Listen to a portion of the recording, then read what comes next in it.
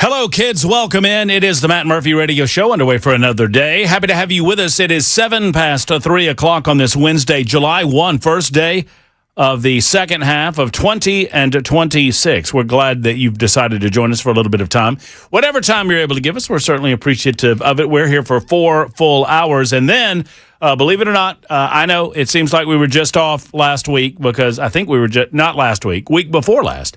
Feels like we were just off a week before last for a day because we were. Now, I wasn't off for a week like Dan Mandis and Chris Hand, just the one day. But we are taking tomorrow and Friday off in celebration of 4th of July festivities over the course of the weekend. Happy birthday, United States of America, 250 strong. We're going to discuss that all day long. And in particular, we're going to be talking about the United States of America and our 250th birthday celebration in the 6 o'clock hour. Included in that 6 o'clock hour will be Matt Murphy Movie Mayhem, where we'll go ahead and pick a movie or two, who knows, for the weekend for young Jackson and myself of a patriotic nature, and you can get those nominations in on the super text line. We'll take those a little bit later on as the show unfolds and develops. On this, our 1068th episode of the Matt Murphy Show on Super Talk 99.7 WTN. You can find us in a variety of ways and platforms. Obviously, we're on the radio dial, 99.7 FM. You can also find us on Spotify, TuneIn, iHeart. We have our own app. Just type in Super Talk 99.7 WTN and take that app wherever you want to go on your smartphone, on your laptop. And then there's Talk TV, YouTube, Facebook, Twitter, Twitch, Rumble. YouTube, Facebook, Twitter, Twitch, Rumble. And we thank those of you watching on Talk TV. I know watching me is not a fun task, but I appreciate you doing so. Hey, there's the voice of Jackson Williams. He's in studio with me today as young Ryan is controlling the experience, making sure that everything that comes out of our speakers sounds as good as humanly possible. Let's say hey to Ryan first. Hey, Ryan first. Doobie-doobie-doo. There he is. And then young Jackson, he's there as well. Hello, Jackson. What's up, bud? Your hair looks really good today, Jackson. Thanks, buddy. And I don't say that lightly. I just don't throw compliments around willy-nilly when they're not merited. Now you just screwed it up. That's great. I don't want fop, blah, blah, blah. I'm a Dapper Dan man. Well, if you want Dapper Dan, that's going to be 2 weeks, and I'd kindly ask you not to use language like that. This is a public establishment. Hey, there's the voice of Ken Weaver back there in News Closet B. He gathers headlines for a living, delivers them twice an hour when it breaks. What's up, Ken? You doing all right? Yeah? Let me tell y'all something. Unpopular opinion. Y'all ready for it? Unpopular opinion? I don't think it's that hot. Ken, what's the real feels out there? Just get over yourself. Would y'all stop it with the real feels? No, I need the real feels today because I talked to our good friend Joseph in the parking lot today, and we had a 5-minute conversation. You know what I was doing by the end of that 5-minute conversation? Sweating, and sweating. Ken, what's them real feels? Did you get a little swamp ass? No, not that long. No, that's good. But the swamp ass meter has to be high. What?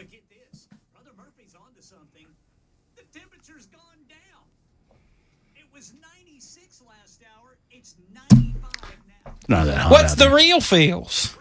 Yeah, the real. Oh, stop. Oh, so that's not the temperature? Yeah, 95 is the real feel. The heat index is 103. It's gone down 2 from 105. They've gotten Weaver. You see what's happened? They've gotten Weaver.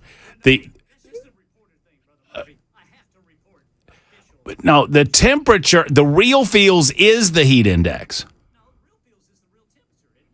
No, real feels. No. When I say real feels, I mean the they the mean heat index. when people say real feels, they mean the heat index. I think the temperature is the temperature, but the real feels or feels like that's the heat index. What's it feeling like? My Kia Soul said it was 101 on the way in. Who did? My Kia Soul. Ugh, it's not that bad, y'all. Come on, It's hot. I've seen hotter. It's hot. I've had hotter. I'm going to get out on the motorcycle tomorrow morning just to prove y'all wrong. Well, yeah, I bet you're not going to be on at 3 in the afternoon. Yeah, maybe. I'll say this. There's nothing worse. Being on a motorcycle in the heat of the day, I mean, it's hot on a bike, even though you're traveling at 65 miles an hour going down the highway. But the wind keeps it, cool enough. But what if you're stuck in traffic? But if you're stuck, there's nothing worse. You got to bring you a Gatorade.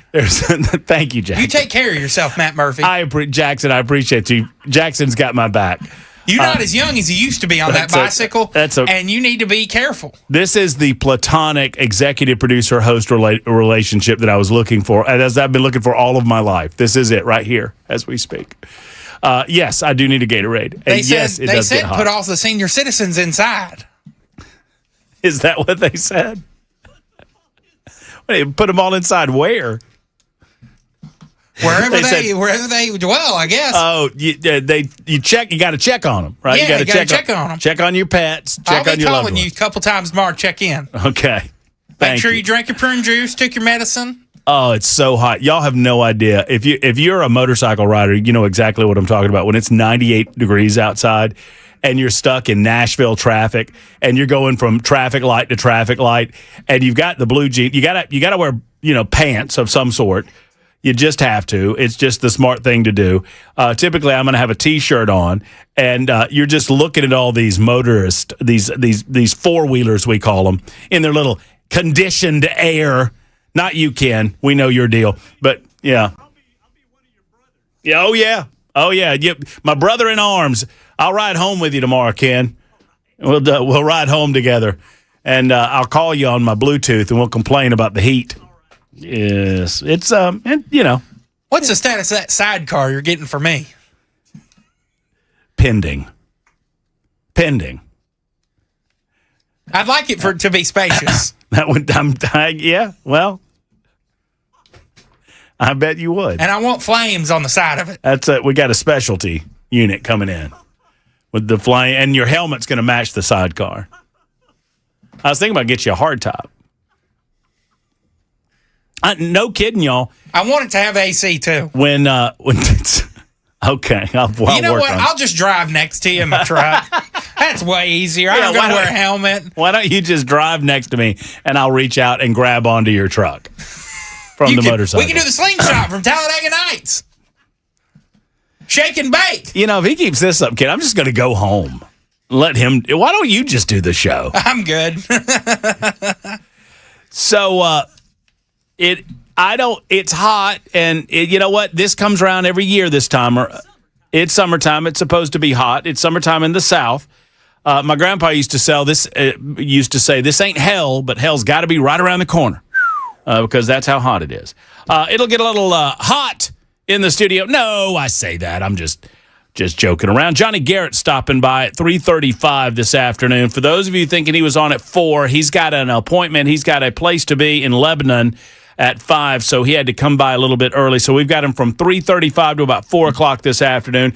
We will talk about the Nashville Fairgrounds Speedway, give his perspective on what happened last session in committee with the right to race bill, and we'll talk about his run in the 6th Congressional District against Van Hillary, John Henry. I don't know if there's another candidate in that race, and if there is, I apologize. I'm not trying to give you the short straw. I just don't know that you exist. I know that there are 3, Van Hillary, Johnny Garrett, and John Henry are in that race.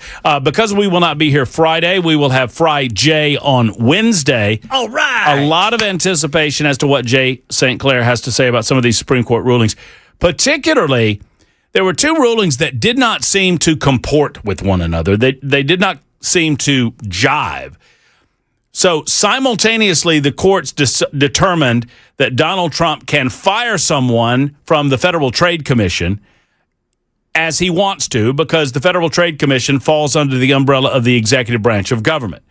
And like the day after that, they told Donald Trump that he couldn't fire someone on the Federal Reserve, which is also a part of the executive branch of government. And that doesn't make a hell of a lot of sense to me. Jay St. Clair will attempt to make sense of it coming up at 4:05 this afternoon. In the 5 o'clock hour, my good buddy Dale Jackson, he is a talk show host in Chattanooga. He also hosts a show in Huntsville. He's going to try to convince me, Ken, this is a movement that Dale Jackson is attempting to start right here in Middle Tennessee for the next several weeks. You ready? Yes. Dale Jackson wants all of us to, until such time as American soccer loses a match in the World Cup, he wants all Americans who love their country to call American soccer football until they lose in the World Cup, which may be like 9 o'clock tonight. Yeah, they could. They could. Yes, Jackson. I've got something to say. Uh-oh. Here's the thing. We as Americans call it soccer. Okay. And we want to show support and pride for our country, correct? I think you should save this for Dale Jackson. Okay, I'll save it. I'll save my... I think there needs to be a community round-table discussion about this. I don't think it's a debate, just a discussion, guys. I'll tell you what I'm not going to call it. What's that? Football. Well, there's only one football. That is correct, sir. And oh, by the way, Ken? Yes, sir. Less than 60 days. I know, man. I can't freaking wait. Y'all excited? You know what? You know, it's weird the things that trigger you as you go through life and as you get older. I know, you're old as hell. Yeah, thank Keep you. going on. You know, ESPN does these, or the SEC network, I should say, does these takeovers, the network takeovers, where every team in the SEC will take over the network for a day. Yeah. And they'll show, great moments in that team's or that, that university's history. Which Missouri has like 2. Right. And they just play those over and over again. Yeah. A lot of volleyball when Mizzou's on the screen. A lot of volleyball when Missouri's on the screen. I don't know what the hell. I think when Vanderbilt has their SEC network takeover, I think like 4 or 5 hours of that is law class where they just show a professor teaching law. And teaching their young student athletes how to get out of speeding tickets, something that the Georgia Bulldogs need a class in. So for some reason, Ken, when these SEC takeovers happen, yes, sir. I'm like, football is here, y'all. Oh, it's already here. Dude. It's here. It's here, Ken. I mean, are you watching? They're watching Yeah, obviously I'm following Oklahoma.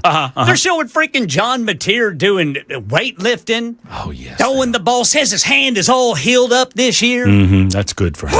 I'm just ready. He just feels blessed. He doesn't have to see that Tennessee defense this year. I hope Johnny's ready on September 28th. Boy, I do too. I hope that's the day that we're playing y'all. I just pulled that out of the top of my head. Georgia, they're gettable in September. Yeah, they do are. y'all still have that kicker? Yes, we do. Oh, y'all be fine. Yep. Wearing those short shorts. Let that kid go. Wearing those short shorts. All right, go get Johnny Garrett. He's outside. Johnny is coming on in just a couple of minutes.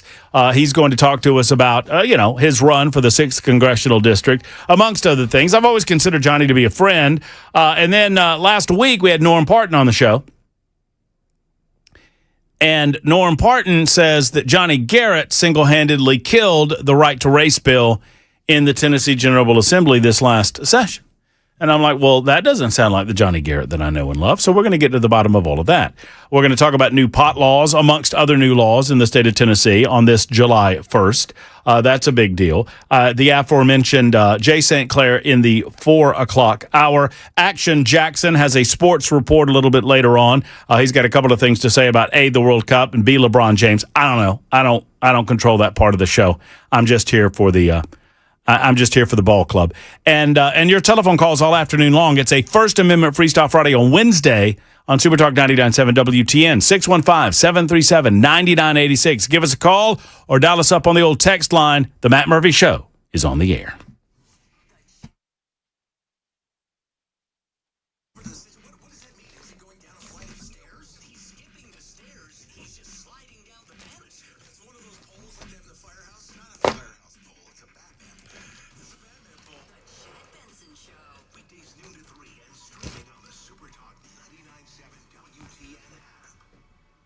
If you want to know about a place where European auto repair doesn't feel like European auto repair, hey friends, Matt Murphy here to talk to you about Eurofix. They're not your typical greasy garage.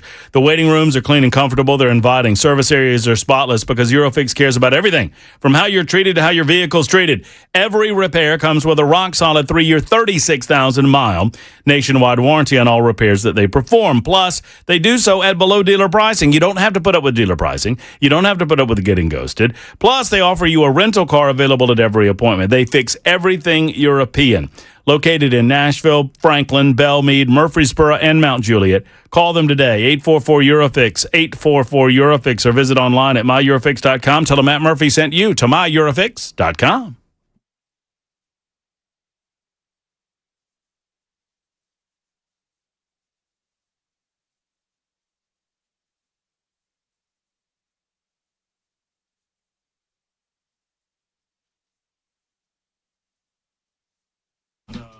Tennessee Men's Clinic.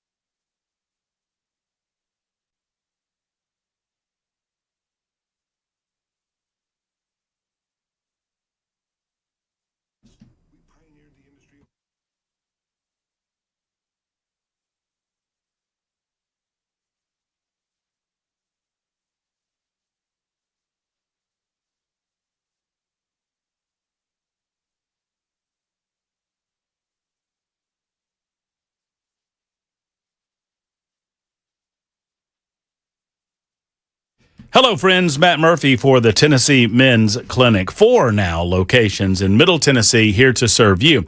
They started 14 years ago in their, 12 years ago. 2014 was the date. So 12 years ago, opening up their Midtown location. Evan Bass and his team created Tennessee Men's Clinic with the express purpose of getting you urology-led Tennessee, men's health-centric help.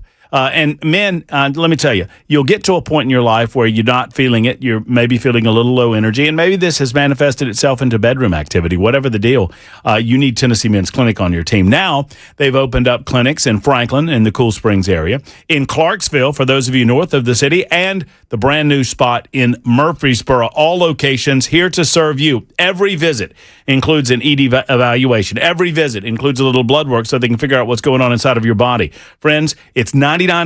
That's an incredible value. Make the appointment today that so many others have made. 615-208-9090. 615-208-9090. You're online at TennesseeMen'sClinic.com. TennesseeMen'sClinic.com.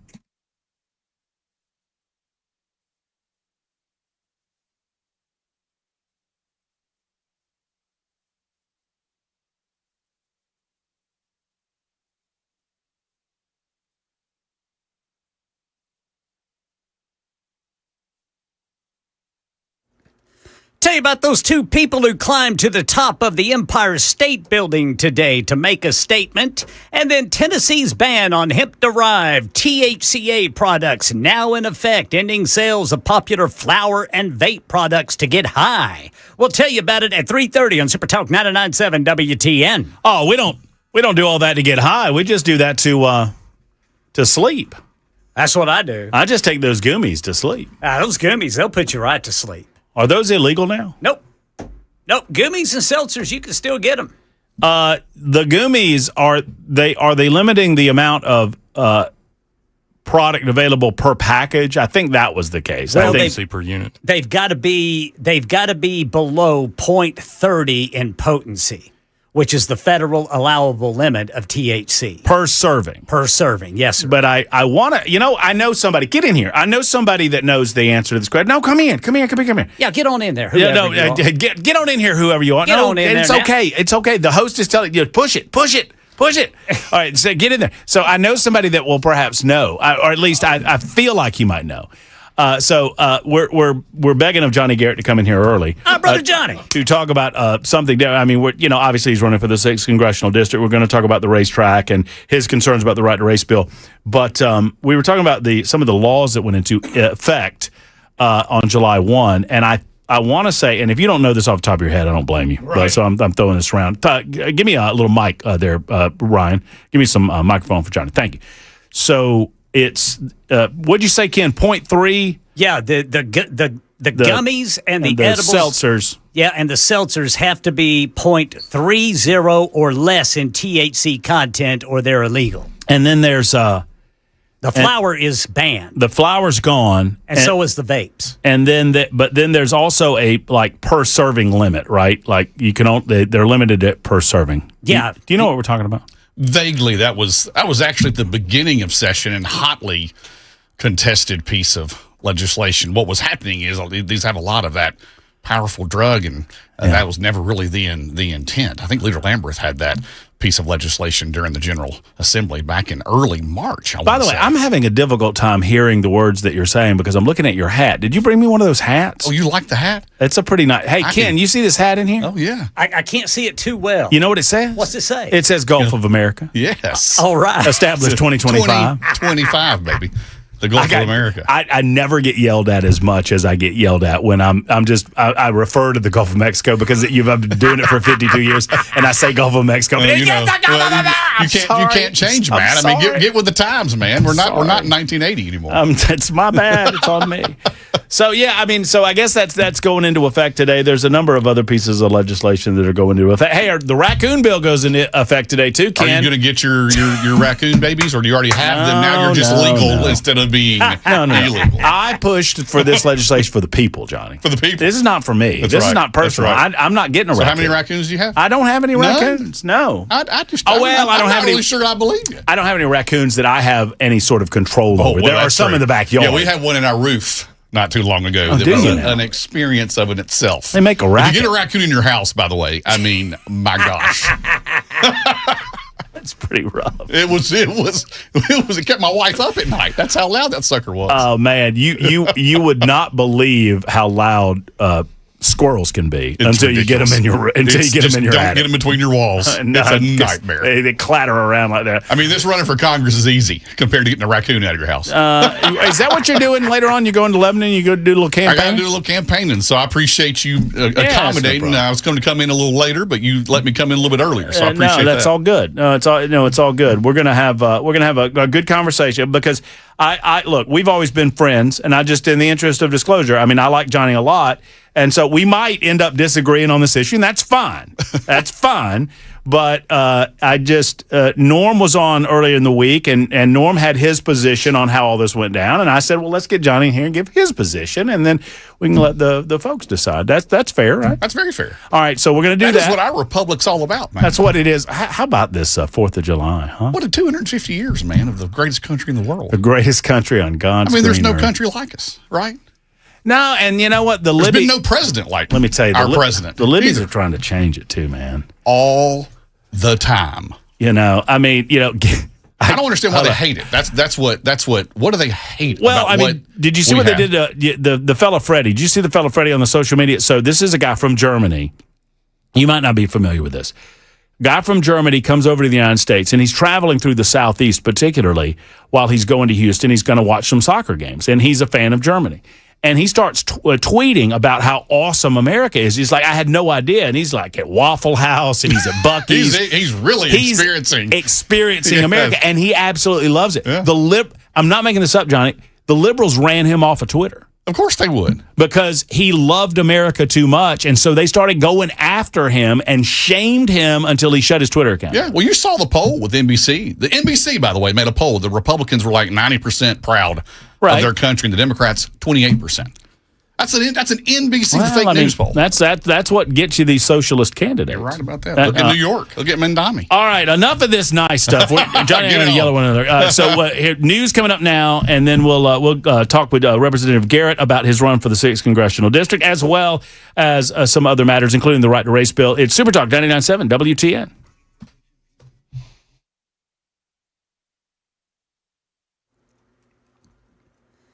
.30 on the dot. I'm Ken Weaver with your top stories. Got the full forecast and traffic coming up in 5 minutes. In New York City, 2 people are in custody after they climbed to the top of the spire of the Empire State Building, where they unfurled a banner.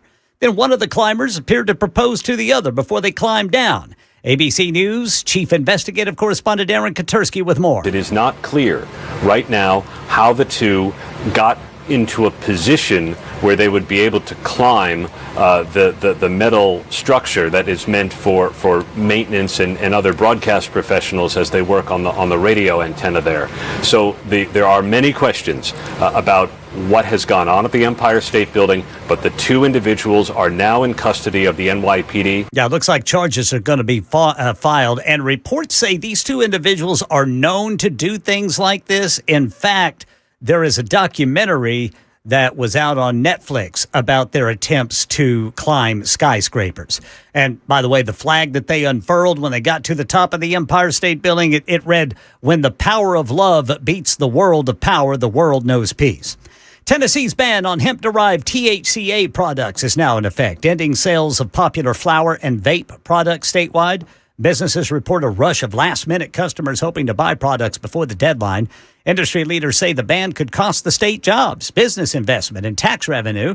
This is Perfect Plant CEO Jackson Campbell, who opened a dispensary in Nashville back in 2018. You don't have to love cannabis to think that it'd be a great thing for Tennessee to have $50 million extra in tax revenue, and we essentially kissed that goodbye. He's talking to Channel 4 there. It's only the flower and vapes going away for now. Hemp-derived edibles and beverages will remain legal, but under stricter potency limits. Tennessee's also banning the sale of kratom statewide.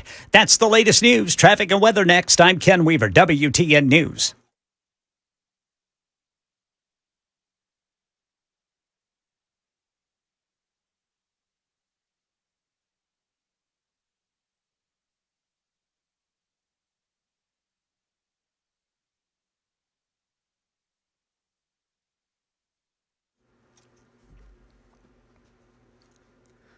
Crashes downtown Split eastbound there at exit 211, B&A eastbound 40 at exit 216A. Hillwood 40 eastbound on-ramp from Charlotte Pike. Laverne, this one's an injury crash, 24 eastbound past Old Hickory Boulevard. I'm Ken Weaver.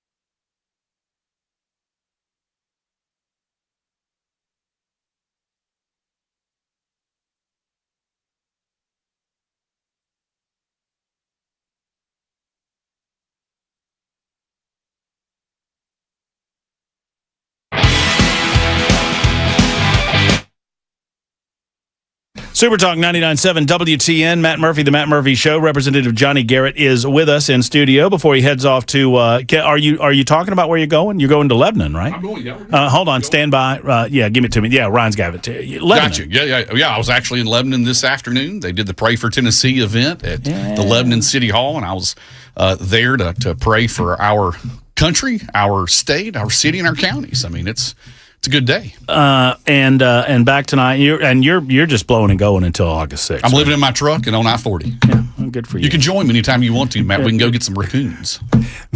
Come on. Just give me a baby or two. That's right. That's all you need.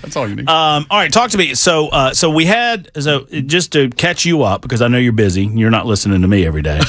No, that's not true. Norm Parton's a good friend of the show. He's a good friend of Nashville's, and he's been affiliated with and associated with the racetrack for a long time. He was on last week to give us an update, and there's a petition running around, and the petition has been, in my opinion, intentionally confusing as to what the petition is actually there to do. And he was on, just to talk about that. And he brought up the right to race bill, and you caught some heat because he said that Johnny Garrett killed my right to race bill.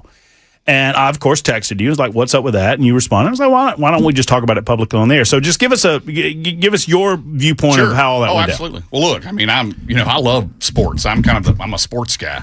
I've been my son's now 22, and he started Gillisville baseball when he was 4 years old, and I'm still affiliated with Gillisville baseball. There's nothing like watching a sports game. Well, maybe not on a day like today, live. Right? Go to a baseball game. A little hot.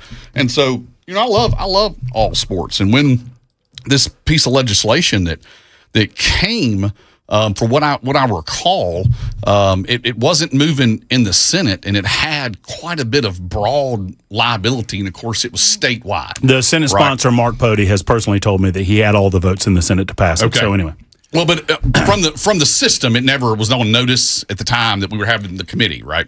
Well, it got assigned. Hold on, I just want to make sure that we're on the same page here. It got assigned to the Civil Justice Subcommittee in the House on January 21st. Okay. All right. And then in the Senate, I don't know that it ever moved there in the Senate, which means I don't think it was ever on notice to where a committee in the Senate was going to hear it when we heard it. I don't know what happened afterwards. But anyway, so the piece of legislation, from what I recall, was statewide, and it provided absolute immunity to racetracks and then adjacent landowners. And so there was a lot of issues. So the bill wasn't killed, so to speak. We just held it in committee because there were more things that we wanted to talk about. Now, you recommended it as a summer study. I didn't. Somebody on the committee did. I just said that was I agreed with it. It was a motion that's typically done, and then it goes to summer study. And then the committee votes on that. So but that wasn't me. You didn't have a chance to read the bill? No, I read the bill that morning when we had committee. I mean, it got assigned to Civil Justice in January. That's right. You heard the bill in March. I'm going to agree that I don't have I'm looking at it right here. Yeah. It got assigned January 21st, assigned to Civil Justice Subcommittee. February 25th, it was placed on the subcommittee calendar for March 4th. Okay. And you read it the morning of? That's right. I'm sure. Because you just didn't want to read it before then? Oh, no. We have 1,500, 2,000 bills. Well, that's on, but Johnny, that's on you. No, that's not on anybody else but you. Well, when you knew it was coming up on March 4th. We don't know until the sponsor puts it on notice. It was placed on calendar on February the 25th. Right. They'll generate a calendar the Thursday or Friday before that committee. Is that calendar made available to you? Oh, yeah. So you knew a couple of days beforehand. So you knew the bill was on the calendar? A couple of days before the committee. You knew on February 25th? No, I didn't know on February 25th. Well, it was placed on the calendar on February 25th. Whenever that calendar is, we're getting into some deep. I don't remember exactly, but I know the day before. Well, no. Here's what you're doing, and you're suggesting that you didn't have all the information that you needed about the bill. I'm telling you had the bill 10 days before it came up in subcommittee. Absolutely, I read the bill before it came to subcommittee. And your issue with the bill was what? That language in the piece of legislation that I recall now. Was very broad in its immunity that it was seeking for civil and criminal crimes, basically, like nuisance claims and other theories, what I remember. And so that was a problem for the committee. It wasn't just a problem that I had. It was something that was a problem with the actual bill on the immunity. We don't provide immunity like that to the Titans, to anything like that. It says a racing facility or racetrack is not by the way, this bill that we're talking about is a page and a half long. It's not very long. That's right.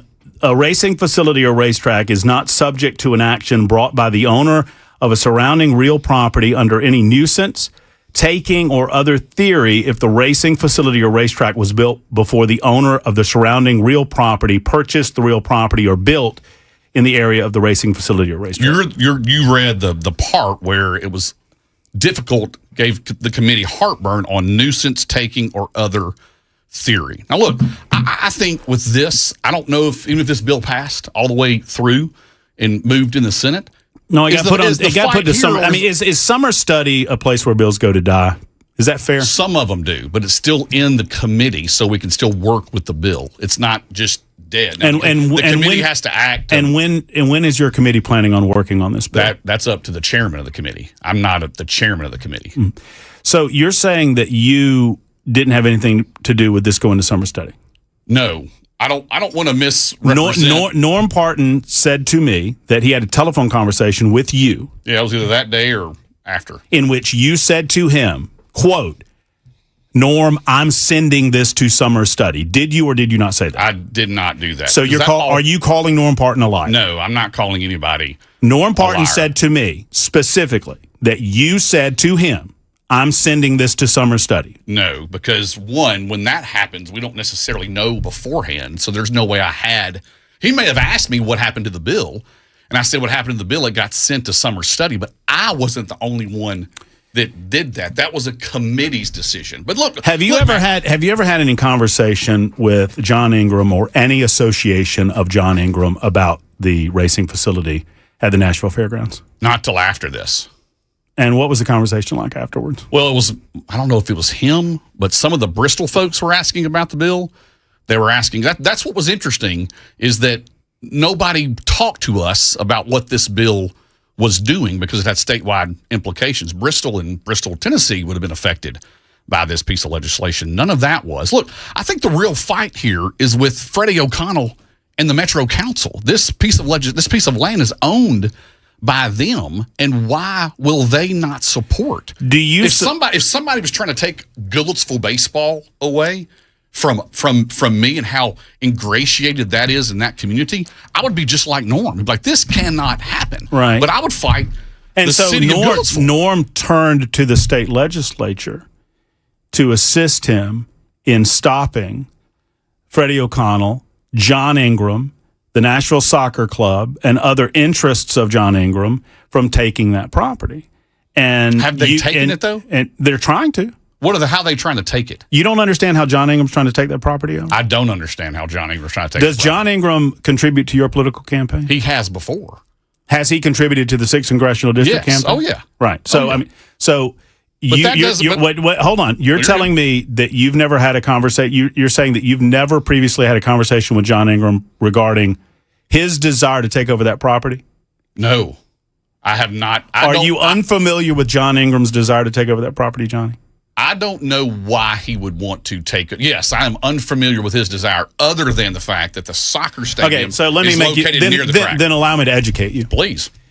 He does not want the revitalization of that racetrack because he considers it to be a competition against his Geodis Park. He is desperate for parking in that area because parking is at a premium. He does not want any venue competition from the Nashville Fairgrounds Speedway. And he wants that property to expand his footprint near the fairgrounds. And he is well on record by those that I speak with as to his desire. He won't talk about this publicly because publicly he lied to the city of Nashville. Do you think John Ingram is a liar? I don't know if John Ingram's a liar. Okay. I don't know these details. He said that he supported racing in Nashville, and he doesn't support racing in Nashville. Where's the Metro Council? Where's the mayor? Why is John or anybody able to sell a piece of property that's owned by Metro? John Ingram controls a lot of the people on the council too. He may. I don't know the answer to that. But he controlled Colby. He controlled Colby's sledge. That's the fight. Look. I'm a sports guy. I mean, I would love to go.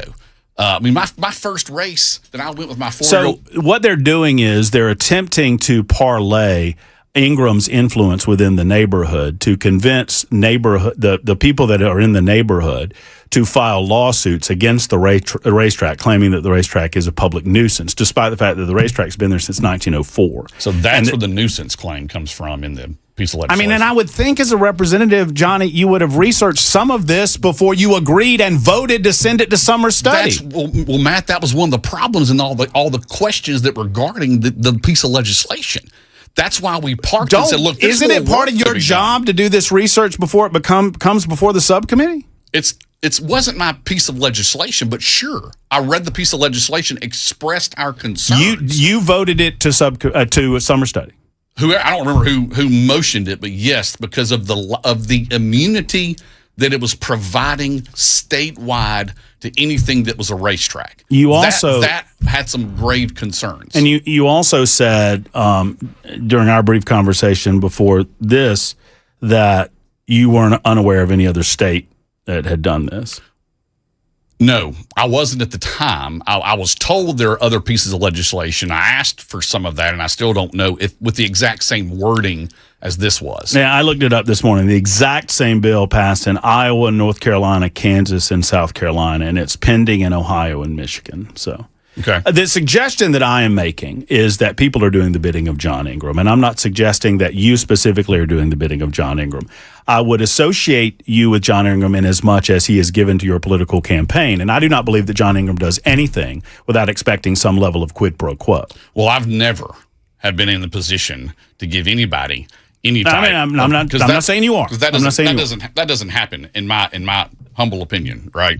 But what I do know is that this fight is got to be with. I mean, Freddie O'Connell would rather fund illegal aliens legal fund rather than support the racetrack. The Metro Council is the same way.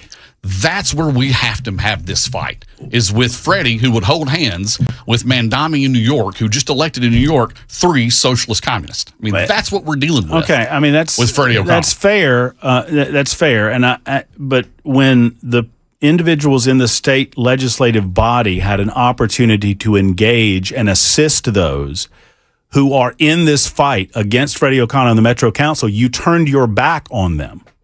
No, I don't believe I turned my back on anyone as it relates to legislation that needed more work, and that's what we tried to do afterwards. But it kind of fell apart. Help me understand what your concerns were. Again, with what you read, the criminal and civil immunity that provided any racetrack. Any in the state. I mean, there's a racetrack right outside, right before you get to Knoxville. There's Bristol. It had implications well beyond, I think, what the intent of the piece of legislation was, and nobody knew. So you disagree with the concept of if there is an existing facility that is under the umbrella of local noise ordinance, which the racetrack is, Bristol is as well. They're under the umbrella of local regulation, local rules. All of those remain in place. But what this bill would do, is my understanding, is that it would prevent individuals from coming in and filing grievances against that pre-existing facility that was there before these people were there.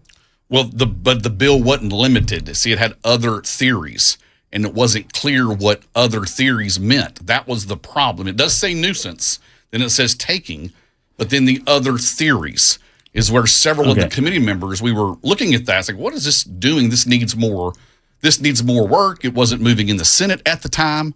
We didn't know what the vote count was at the Senate at the time. There was a lot of stuff that we didn't know at that time. But again, we got to have the fight where the fight has to be. And the fight needs to be and make sure that we protect the speedway in Metro. Don't they own the property? I'm just not sure. Johnny, I'm just being honest with you. Please, I'm not sure. I'm not sure which side of the fight you're on. Which side of the fight of whether? Yes, there are entities like John Ingram, Geodis Park. He uses proxies, people like Mike Kopp, to create organizations called Restore the Fairgrounds. Are you familiar with that organization? The Restore the Fairgrounds folks they're going around and they're attempting to change the Metro charter. Their effort to change the Metro charter is to pull the only reason that racetrack still exists is because it's in the Metro charter. They're trying to pull racing out of a charter-based use so as to take that property over and change it to affordable housing. John Ingram already has condos on that property. It's my understanding that he would like nothing more than to build more condos. Is that the petition that you're talking about? Yeah, that's the petition that's circulating. Is that something you say yes or no to? I assume no means the charter doesn't change. Well, they have to. They're gathering signatures on the petition. I don't have the exact wording of the petition. All I'm saying is this, Matt, and I'm trying to be as clear as possible, is that if this was happening to an institution like Gillisville Baseball, I would be no different than Norm that you're speaking of to make sure we can save that particular entity. Because look, do you think Nashville Fairgrounds Speedway is important? Absolutely. To the history of Nashville? Oh, absolutely, I do. It's generational. Now, I'm not going to say this is an equal comparison, right? But I still remember like Opryland. Now it's a big mall. I hate that my kids don't have Opryland. Now, I know that's not an equal comparison, but that's something that was Nashville. We're going to get rid of the Grand Ole Opry? You know, I don't. No, I know. Opryland, no. I got here. No, look, you're right. I got here in 21.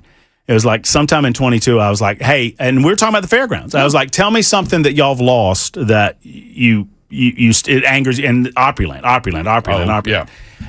So, all right, let's in the spirit of friendship, because I don't want to suggest that I'm throwing out any accusation toward you. We're fighting. Matt, that's fine. You are being as fair as you can be, and I appreciate that. Will you commit to us to follow up? Sure. On where this bill is and whether or not put your legal mind behind figuring out if you can, marry the language to the spirit of the bill. Right. Look, bottom line is I'm not against and never was against those racing fans and the ability to use the speedway because it's generational. I mean, I can picture in my mind dads taking their sons having a hot dog and watching like I did at the Indy 500 with my son when he was 4 years old. Now, granted, I know it's a different sport, and that's in Indianapolis. My in-laws were race car nuts, and that was my first experience, right, 20 years ago. Right. And so it's an important piece of Nashville's history that should be preserved. But I think we weren't there yet. Okay. And the fight has to be with this administration in Metro. So you were just to bottom line it, and kind of over the 20 minutes here, question asked, question answered. Why did we send this to summer study in the subcommittee? And the answer is that there was language in the bill that was concerning because it was a broad bill that affected the entire state of Tennessee. And not to put on my legal pants. No, that's what you do. It's what you do in your real life. That jumped out of me on the page when I was preparing for the committee and read the piece of legislation, and many members had the same type problems or issues with it. And then, I always want to try. How can we work together? How can we coexist? I don't know what the answer is, but I didn't think at that time that was ready. That's why I was held in. I'm gonna let the audience decide where they are on it. But I will finish up with this: that I have great appreciation for you. Because I think you probably knew that we would be in a little bit of a disagreement on this, and you came in and I want to leave it as friends. I hope that we can. No, this is absolutely wonderful. I appreciate. I have seen some of that, and some I've been a little bit confused, I guess, because I'm a sports guy, and like I would go absolutely ballistic if something like this was happening to Gillisville baseball. Because I feel like I'm enshrined in that program, and I know that's how people feel about this racetrack, and so that's just. But we have to get there right, and we have to have the right fight. That's and fair. I think our fight was this great, and I hope. Let's follow up. Let's follow up whenever. I don't know what summer. Whenever that happens, whenever things are scheduled, let me know. Just let me know. We'll do it. All right, man. I appreciate. There's Representative Johnny Garrett. Thank you for coming in. It's 57 out there. I'm very late and very in trouble. Super Talk 97 WTN. Johnny.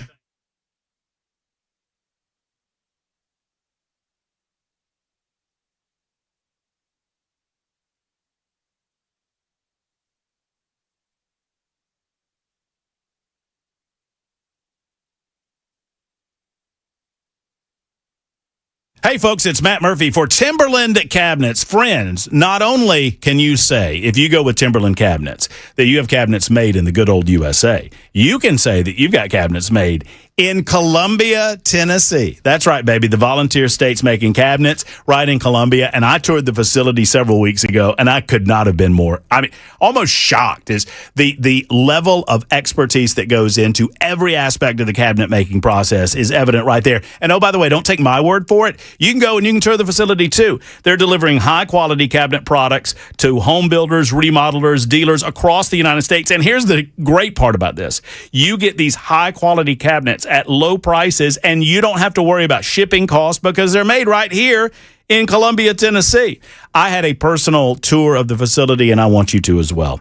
Go by timberlandcabinets.com online, timberlandcabinets.com online, or call them 931-499-7170, 931-499-7170 for our friends at Timberland Cabinets, and tell them Matt Murphy sent you to Timberland.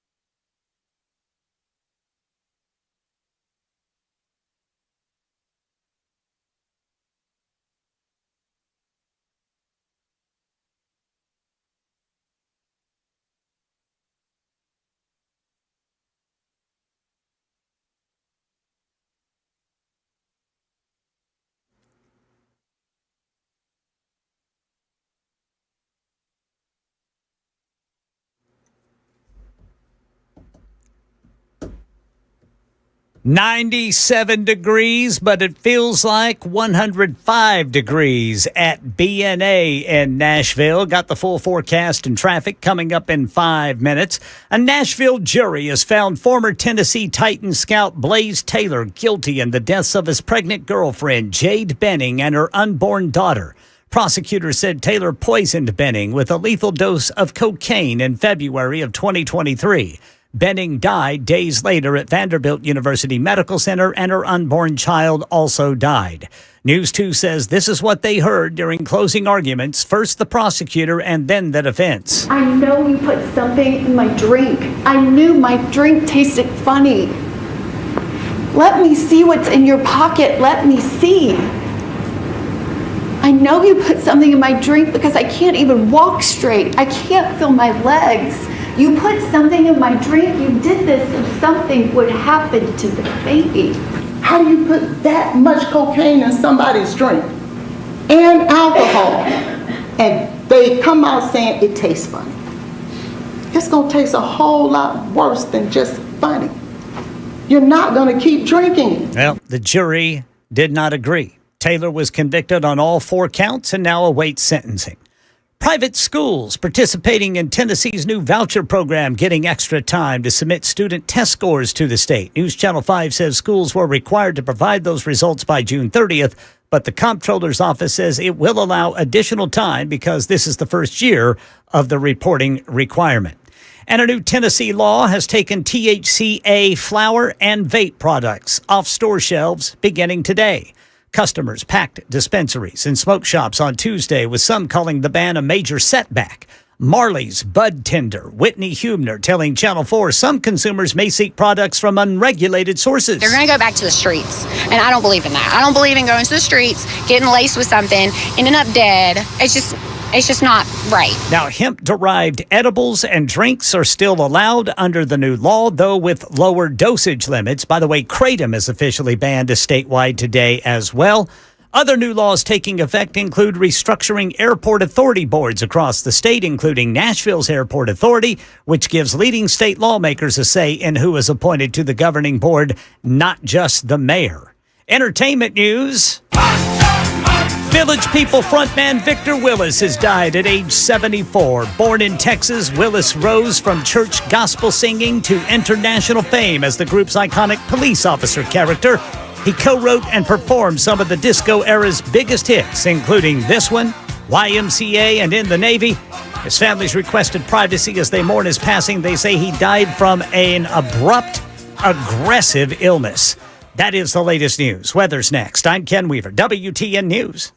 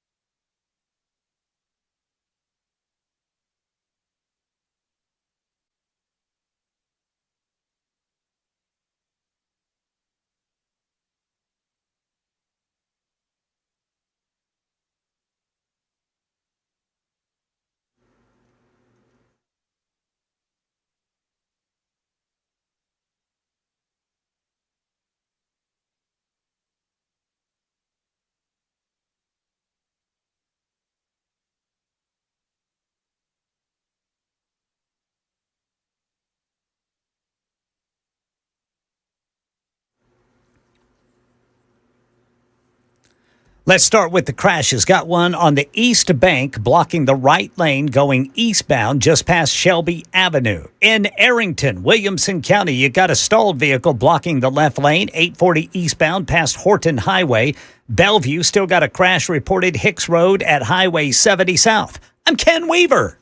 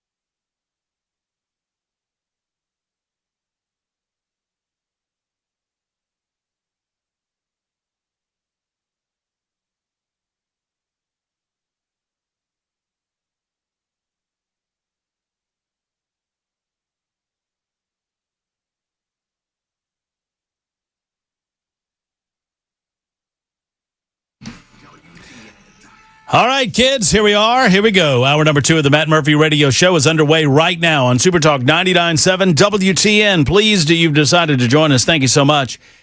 If you missed any portion of the first hour of the show, including our interview with Representative Johnny Garrett, we'll have it up on podcast for you at some point over the course of the afternoon. Mere moments. Mere seconds, Jackson Williams says.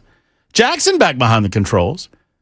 Jackson does not like to relinquish control. He does not do that gladly. And I think that's to his credit.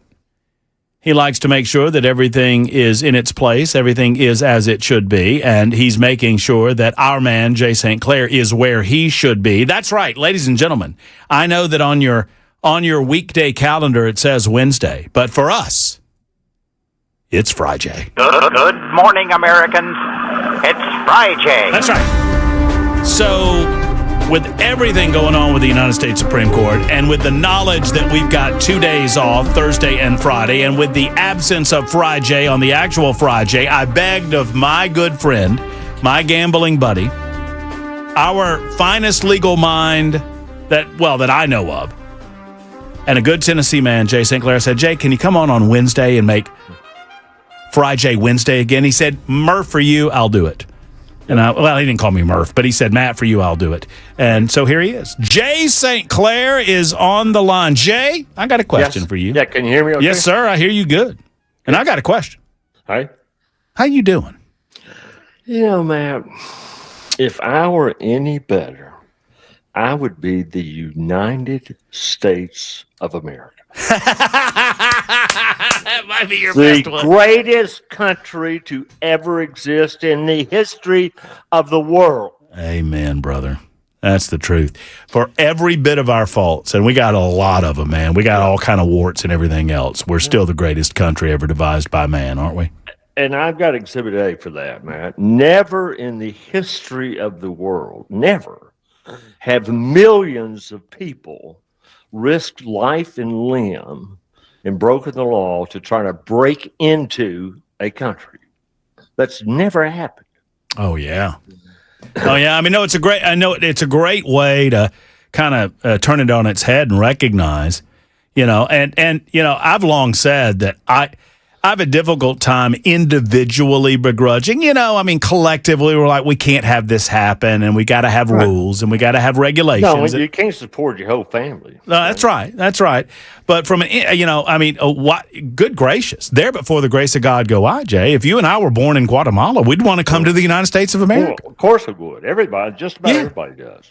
Yeah, no, that's great. But we can't feed everybody. That's right. That's right. Well, the Supreme Court had a few things to say about that this week, and I want to ask you about that. Now, obviously, y'all get some questions in here for Frijay, 615-737-9986 on the super text line or on the phone lines. But I'm going to start in a different place with the Supreme Court rulings because I'm confused, and that's what you're here for, Jay. You're here to help. Yep.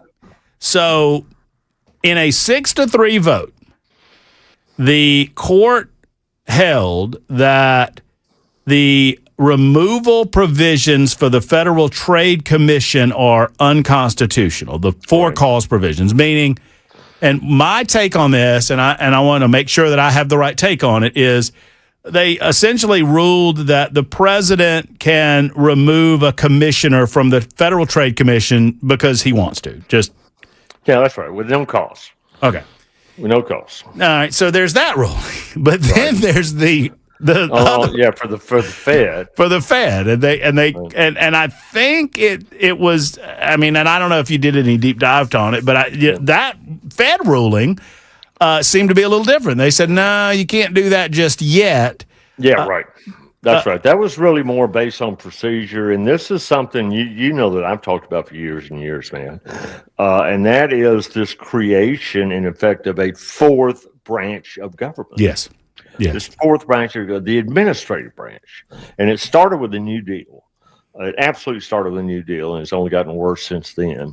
And Congress keeps passing these laws and then investing so much power in executive branches, or the more pernicious, the so-called independent agencies. Independent of what? Right. Well, they're independent of the executive branch. So are they part of the legislative branch? No. Well, are they part of the judicial? No. Well, what are they part of? That's exactly right. That's what I want to know.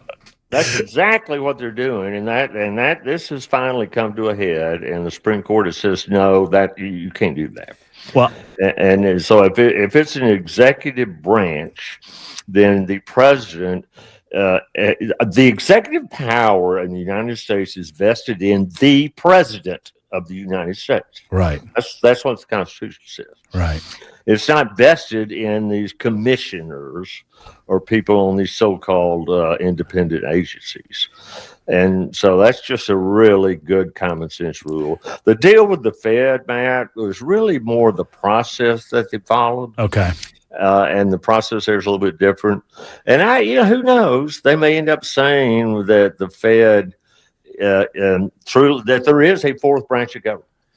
I don't think the Supreme Court will ever say that. I don't either, but I mean, I think the reading that I had of it this morning was exactly what you're saying. Is that they're like, no, you can't do it quite the way that you're doing it. That's right. It's just a procedural rule. It was you taught me this, is that sometimes the court decides, okay, we're going to take a home run swing at something. Dobbs v. Jackson. I mean, that was just an obvious. We're going to take a home run swing, and we're going to change the nature of what we're going to, we're going to change the law. We're going to change the law, right? And sometimes they narrowly decide something and doesn't really have a lot of impact exterior to that narrow decision. That's exactly right. You said that exactly right, man. Well, I've been listening to you. And I remember and I don't remember what year it was. I couldn't tell you what month it was, but I remember exactly where we were when you first started talking about, we were in our studio in Birmingham, Alabama, when you said, Matt, the Congress, and I'm paraphrasing you said the Congress has got to get itself together, basically, and stop ceding all of this power to the executive branch and then complaining when the executive branch uses the power that they give them. That's right. But they also try to set them up as these independent branches, and then they populate them with their people. Right. And that's the deep state. When we talk about the deep state, that's a big part of the deep state. These career bureaucrats. Well, I tell you, it's a very, very interesting time that we're living in, considering the amount. Because you're right, there's two tracks, right? So simultaneous, they're setting up these agents, and they've been doing it for a long time. And I forget the law or what it was called that they kind of overturned with the FTC vote, the 6-3 vote on the FTC. But that was back in the Roosevelt days. Oh yeah, no, it absolutely. It all started in the New Deal. There's no question about it. None of this stuff existed before then, man. Well, I tell you what. Let's take a break, and then I'm very curious your thought on the birthright citizenship case, and then of course there's the transgender athlete case. A lot of folks are interested in that, and a lot of calls coming in here. Super Talk 99.7 WTN. Jay St. Clair's with us. 615-737-9986. That's right. Somebody just said, "When Jay? I just got in my truck." Yes, it is Frijay on Wednesday on Super Talk 99.7 WTN.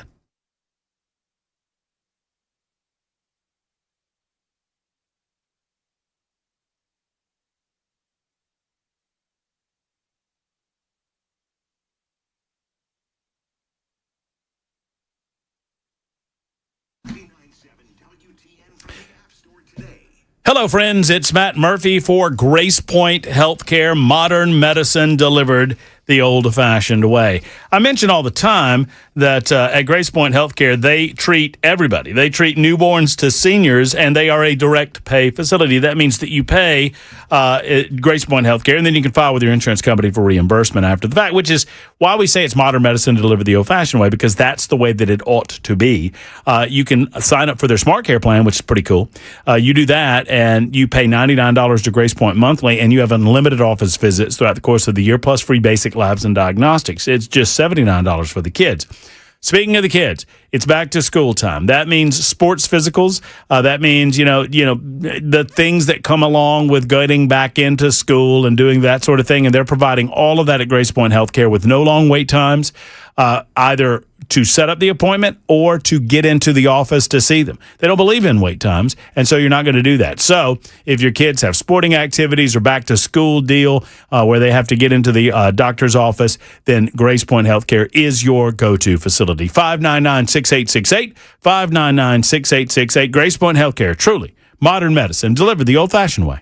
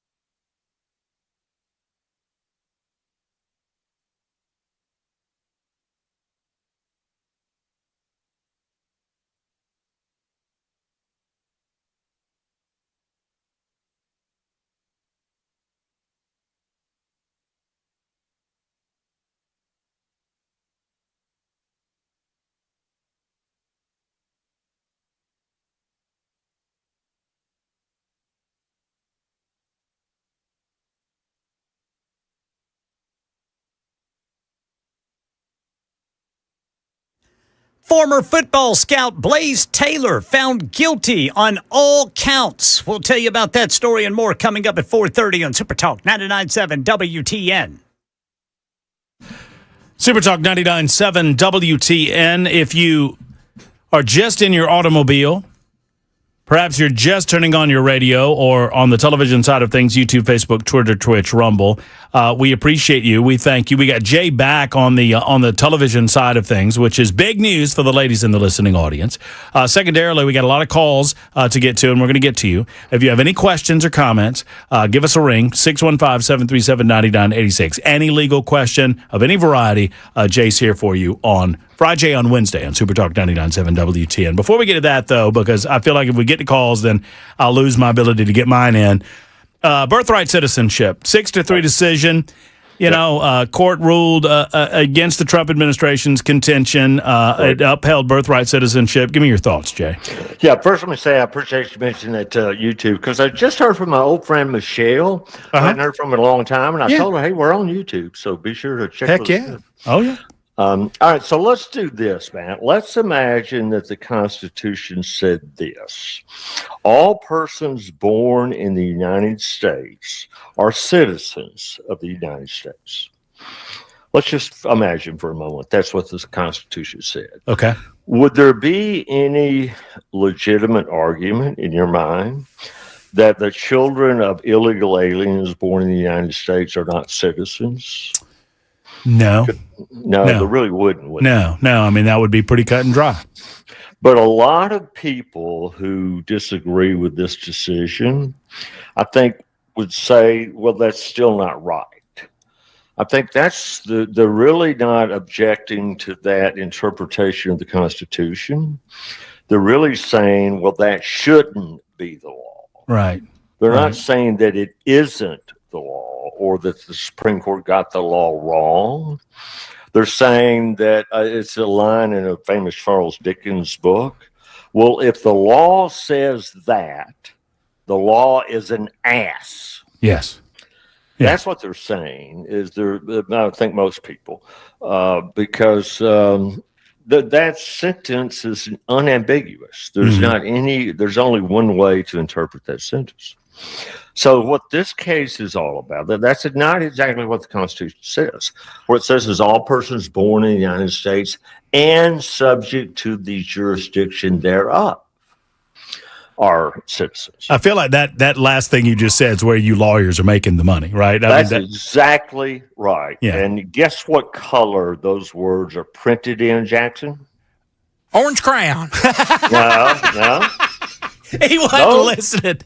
No, they're actually printed in gray. Gray, that's right. Those are very gray words, and it's an odd phrase, Matt. That's not the way people talk.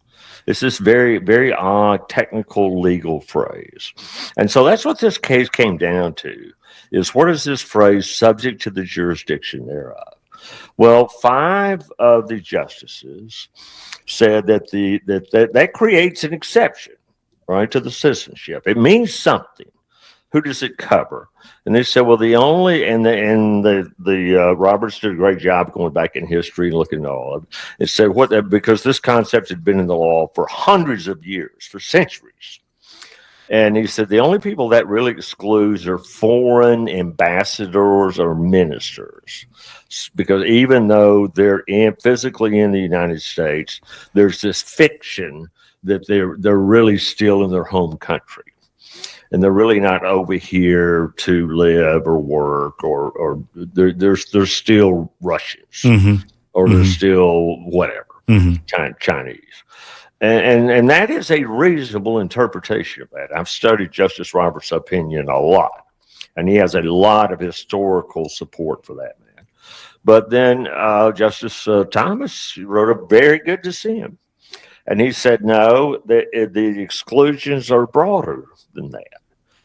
Subject to the jurisdiction thereof excludes more than just foreign ambassadors and their families. It would also exclude the children of illegal aliens. And that is a reasonable interpretation of this odd, vague, technical legal term. And so that's just where we end up. you and I spoke briefly, and a lot of times Jay and I don't talk before the show, but I called him just to make sure he could be on today, and we were discussing this briefly, and I mentioned to you then that we've lost the ability somewhat, and I hope we regain it, and I hope we try to do this on this show, of the subtle art of recognizing that rational, smart people can read the same thing and come to different conclusions. And I feel like this is one of those situations. And I understand why people are mad at the court because they don't like the way they decided. Right. These same people were very happy with the court on the transgender issue, very happy with the court on these other rulings. But so I have great respect, and I know you do too, for Chief Justice Roberts. I might disagree with him from time to time. I have great respect for Clarence Thomas, surely. Right. And these very smart men have disagreed with the language that's in the Constitution. Right. That's right. And, that doesn't make them bad people. That just, right. But there is a prescription. There's a remedy. My take on it, Jay, is more, it's not legal. That I lean on you for that. It's more political in that, I don't know that the people that wrote the 14th Amendment of the Constitution had a conception about the amount of illegal alien activity that could potentially be going on at a future time. You were 100% correct about that, Matt. You're absolutely 100% correct. But they also had no conception or intention of the internet, space travel, of cars. Right. There's a lot of things in modern society that they never had in their mind and never could have had in their mind. And so part of the role of judges is to take the words that they wrote and what the meaning was at the time, and then kind of translate it into modern era. Mm-hmm. Mm-hmm. And that's what's going on here. Well, and if enough people in the United States of America are frustrated with the decision of the court, I mean, I think Justice Kavanaugh offered, a congressional avenue by which they can do certain things in Congress to limit, right. There are ways that you can, accomplish what we're trying to accomplish with regard to birthright citizenship, even above and beyond this ruling. That's right. And one of the main, Trump's already done really the most effective way to cut back birthright citizenship, stop illegal immigration. Yeah, that's right. Yeah, if they never get across the border, then, they're not residents. Right. That's well spoken. All right, we'll get to calls momentarily. It is 4:30 on Super Talk 99.7 WTN. Our friend Jay St. Clair with us for the hour on Frijay on Wednesday on Super Talk 99.7 WTN.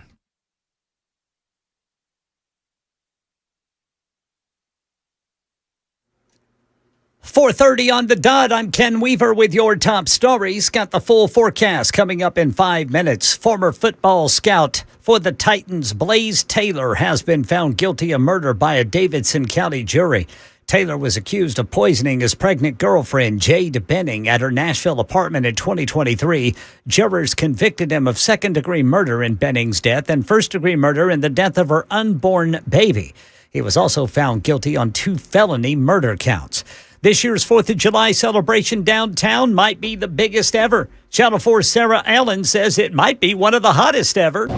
Now, along with that heat, there will also be 10 cooling stations around downtown with water refill stations and sunscreen, as well as over 700 police officers each day patrolling the festivities. And we actually met with police this morning, and they tell us that they're expecting hundreds of thousands of people visiting Nashville this holiday weekend.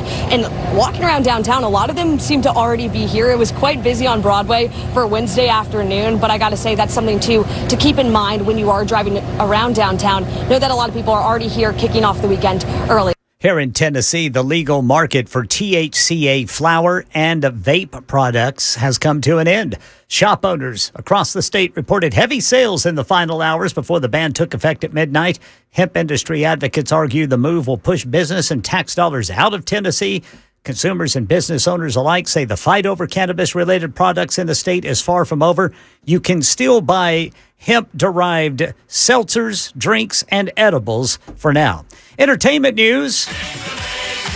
The music world mourning Victor Willis, the lead singer and co-founder of the Village People, who died yesterday at 74. A statement from his family says he died after a brief but aggressive illness. Willis was the cop in the Village People. He created one of disco's most recognizable acts and co-wrote the enduring hit YMCA, This One, and Macho Man. That's the latest news. Traffic and weather next. I'm Ken Weaver, WTN News.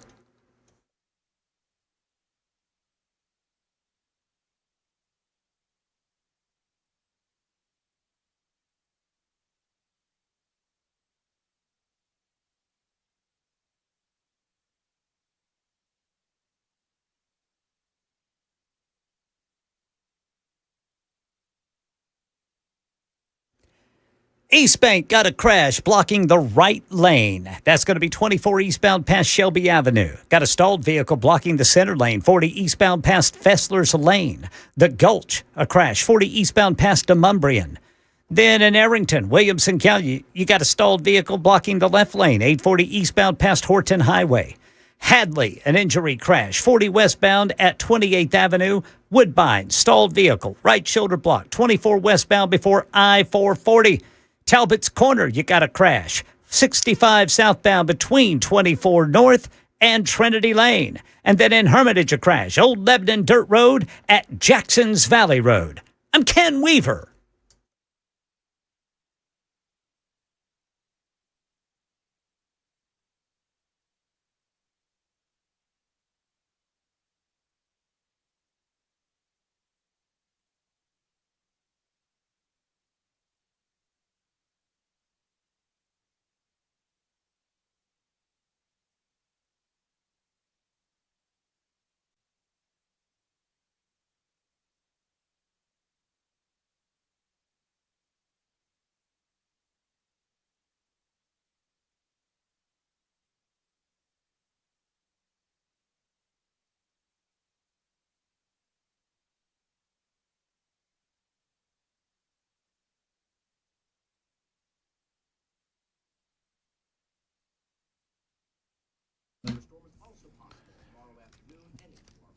Hello, friends. My name is Matt Murphy, and I'm here to talk to you about your water.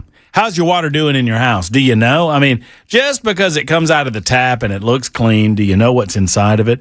Just because it tastes okay, does that mean that it is okay? If you don't know, guess what? It can hurt you, and Better Water LLC is here to help. Think of them as a big Brita water filter for your home. Scalable from under the sink to whole house applications. They remove things like sulfur, iron, chlorine, bacteria, E. coli, everything from your water. They offer a full range of water treatment equipment from reverse osmosis filters. I have one of those in my home. So Robert came out with Better Water, and he tested my water, and he said, Murph, you're pretty good. You're A-okay when it comes to sulfur or iron, chlorine. He said, I would offer you a reverse osmosis unit for the basement area of the home, where you do your branch, and he noticed that I had a little bar area set up because, if you have a cocktail and you want some nice clean water, you want that. Well, we did that, and I absolutely love it.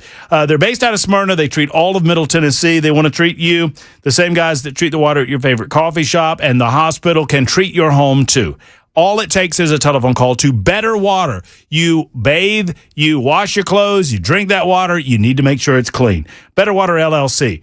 Tell them I sent you. 615-355-6063. 355-6063 for our friends at Better Water LLC.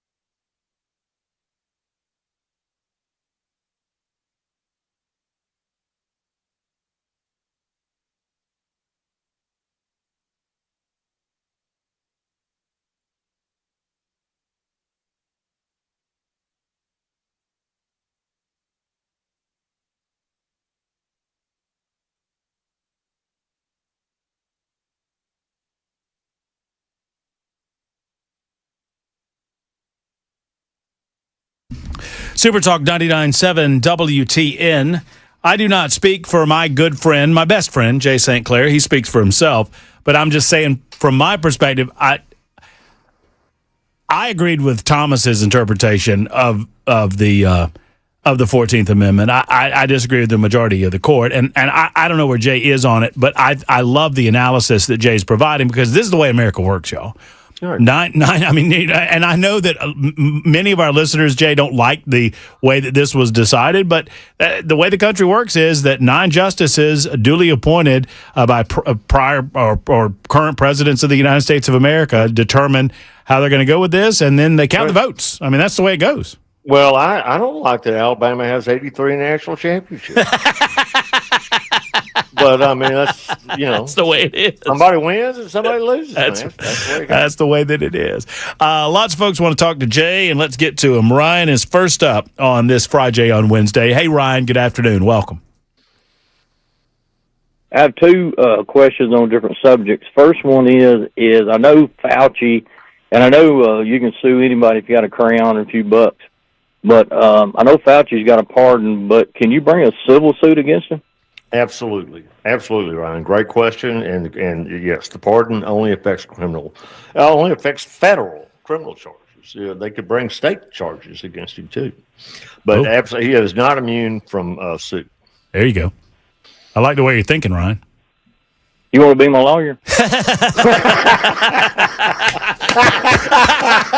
Well, Ryan, I'll tell you this. He's dying to be somebody's lawyer. It's killing him that he can't come on here and give legal advice because he knows Jay, I think he's talking to you. He wants you to be his lawyer to sue Fauci in civil court. I think that's what he's saying. Well, that's funny. Did you have another one, Ryan?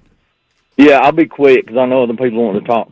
So my daughter, how hard is it to sue a doctor? My daughter went in about 10 months ago and had the pregnancy outside the womb. Oh, no. They kept telling her there was nothing wrong with her, and they kept her in, but her blood pressure got extremely low. Then after she came out of that, she developed visual snow syndrome and some cognitive issues. She had a really good job, and she's had to quit her job. She can't hardly drive anywhere. So I didn't know what.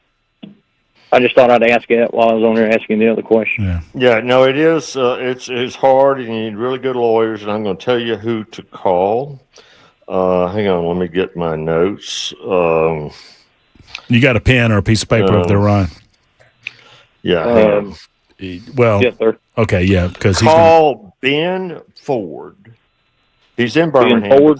Ben Ford, like the Ford Motor Company. Ben Ford. Yes, sir. 205-927-0222. And tell Ben Ford that I referred you to him. I've talked to him and gotten his permission to give out referrals over the radio. He is with one of the best law firms in the country. You won't see them advertising on TV, Ryan, because they don't need to.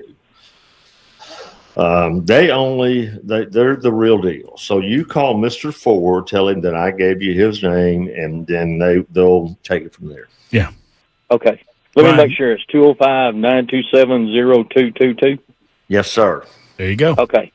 I appreciate you guys. Have a good rest of the day. Yes, sir. And let us know how it goes, Ryan. Appreciate you. 42 after the hour, Super Talk 99.7 WTN. Boyd is next. Hello. Well, Boyd, do you have a question for Jay St. Clair? Yes, I actually do. Okay. What's your question, Boyd?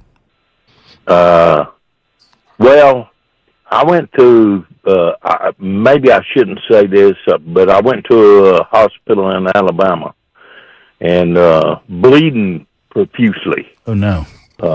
Losing a pint of blood a day. And so the doctor told me, he said, go home and let this cool off a little bit, I guess he thought that, my bleeding would kind of subside a little bit. But it didn't. It got worse. Yeah. And I waited like 4 or 5 days, and it progressively got worse. So what's your finally question? I called up a buddy of mine. Well, he weren't really a buddy.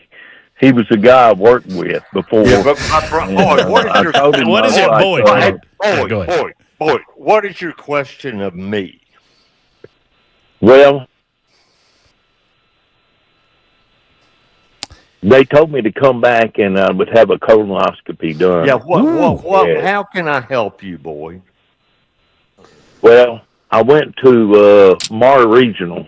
No, I don't need more of the story. I need you to ask me a question. Boyd, is there any way that we can help you today, right now? Yes.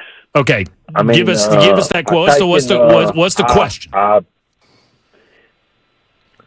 almost died, because of loss of blood. And hey, Boyd, that's not a question. There was any way that... here comes one. Is there any way what, Boyd? Is there any way that I could actually hold them responsible for almost... Okay. All right. Yes, sir. Yes, sir. What you need to do is call Ben Ford. At 205-927-0222. They are medical malpractice lawyers among the best in the country, Boyd. And if you have a case, they will take it for you. And Boyd, God bless you. I hope you feel better, and I hope you get better. I feel for you, and I don't mean to rush you, but there's so many folks want to talk with Jay. Mary is one of those folks in Murfreesboro. Mary, good afternoon. Welcome. How you doing? Good, Mary. You got a question for Jay? Yes, I do. I want to know how I can protect myself and my assets. I am married to an alcoholic, and he's never gotten into an accident, thank God. But I want to know what steps I can take to protect my assets. You mean in the event that he gets into an automobile accident that's his fault? God forbid. Yes, sir. Yes. Well, if they're your assets, then you're not responsible for any judgment against him. So the only thing that would be at risk is assets that are jointly held. Let's say you own your house together. Most married couples do. Yeah, exactly. What would be at issue there is just his half of the house. They wouldn't be able to take your half of the house. But still, it would be the house. It'd be the house. But one of the things you could do is anything that y'all have jointly, then I would do that. Yeah, then I would undo that, Mary. And then, for example, bank accounts. Go ahead and open your own bank account. Okay. And if you got any like brokerage accounts or anything else like that, like cars, for example, you may have cars in both y'all's names. We have everything together. Yeah, well, I would undo that and try to separate it. Now, I don't know how well your husband's going to react to this, so I'm just telling you what the legal steps are. You'll have to work that out with him. But do away with everything being held jointly. And then you have yours and he has his. And then that way, if he ends up getting sued, then they can't take yours. They can only take his. And I did not hang up on Mary. I think we lost her call, but that's great advice, Jay. And obviously, Mary, let us know how it goes and how else we can potentially help you. Larry is coming up. I got Patrick in Smyrna who wants to talk about a civil issue. Hey, Patrick, good afternoon.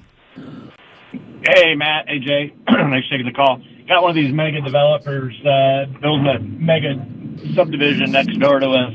They actually entered into a legal agreement with us about 9 months ago to do certain things adjacent to us on the property and specifically for our property. And now we're about 9 months into this, and they are not doing any of it. So let me make sure I'm understanding, Patrick. Some big developments coming in that's adjacent to your property. Correct. I got it. And you had a written agreement with them that they would control runoff or maybe even do some improvements to your property, right?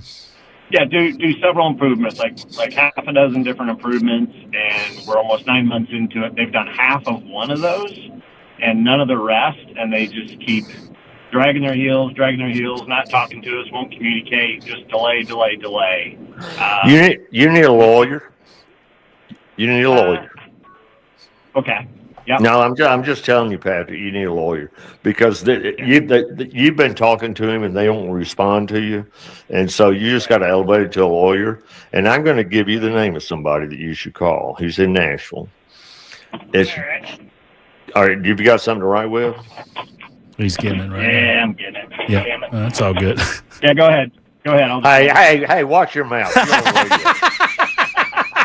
Hey, he's on my radio show. He's heard me say worse. He's heard me say a lot worse. You set the standard. Sadly, Look, I mean, this is kind of like we're at the golf course. It's well, not that bad. Not that bad. All right, Patrick, you ready? Yeah, I'm ready. All right. Joshua, just like in the Old Testament, Joshua.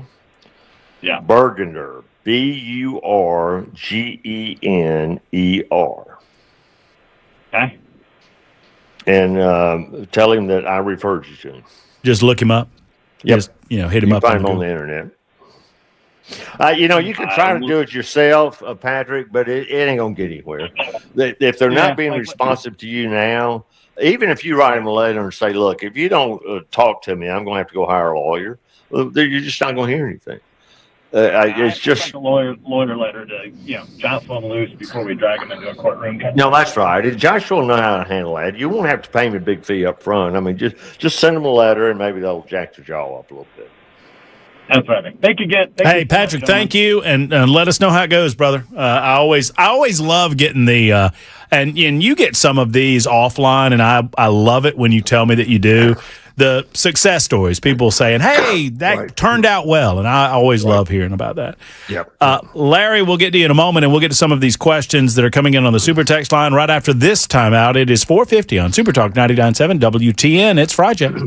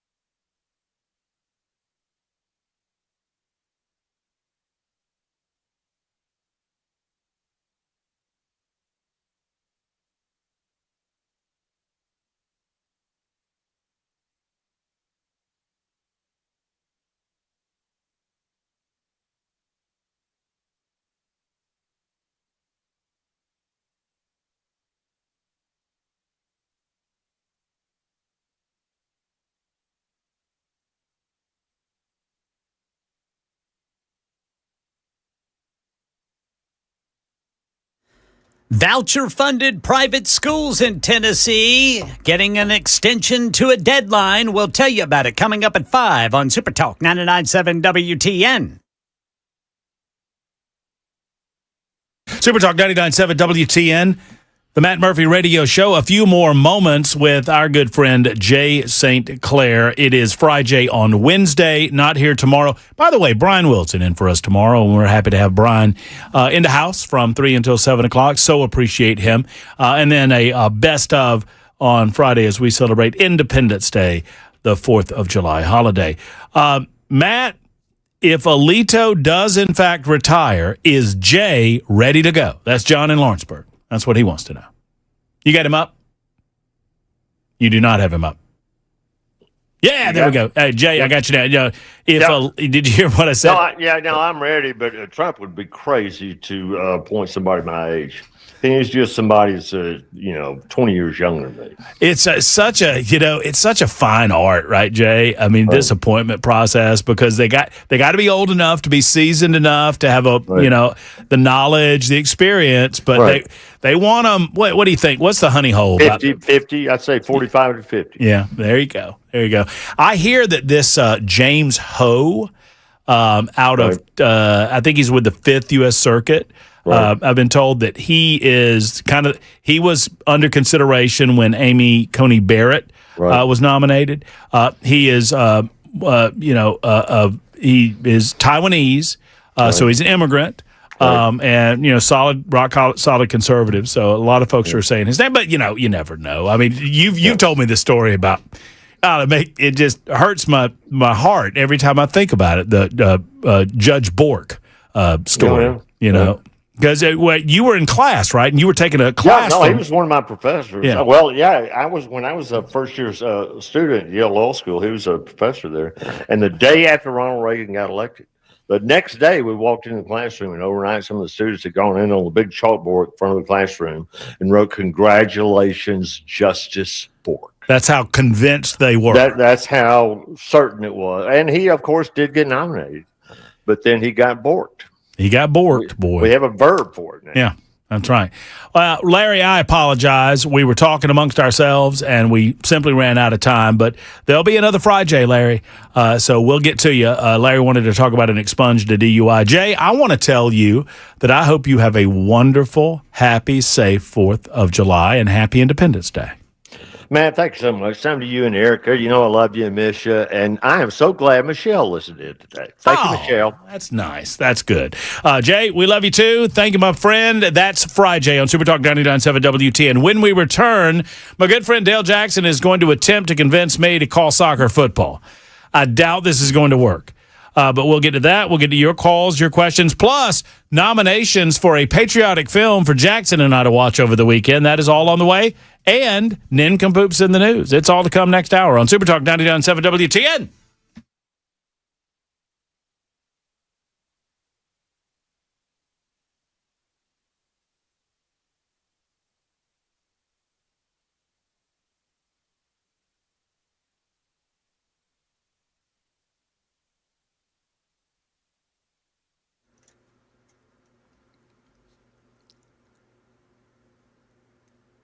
Five o'clock on the dot. I'm Ken Weaver with your top stories. Got the full forecast and traffic in 5 minutes. And in Nashville, the man accused of killing his pregnant girlfriend and their unborn child has been convicted.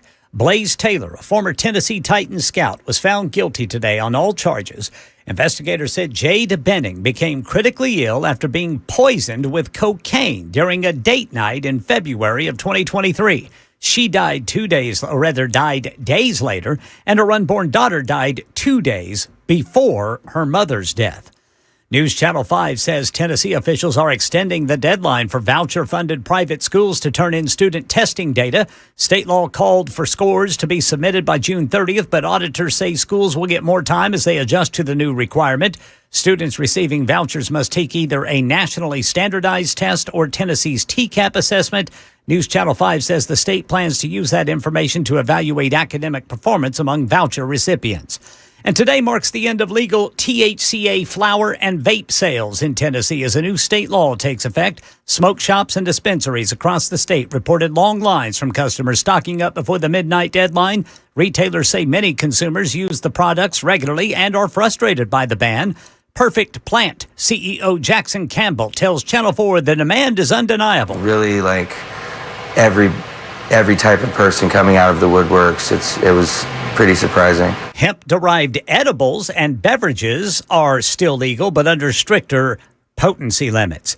More than a dozen significant changes to Tennessee law take effect today other than the THCA. New measures impact immigration enforcement, public safety education, and consumer protection, and new self-defense provisions involving protection of property, involving the use of deadly force. U.S. egg producers have reached a settlement with the Justice Department regarding the high prices of eggs that had been plaguing American consumers for years. Prices have been coming down in recent months, but were at record highs in 2025 and earlier, in part due to the bird flu. But according to the Department of Justice, in 17 states, the egg companies were inflating those prices. We get more from ABC's Rebecca Jarvis. Under the settlements, none of the companies admitted wrongdoing, but they will be paying in cash and eggs. A combined $3.3 million will be distributed to the states, and the producers will donate 53 million eggs to food banks and nonprofits.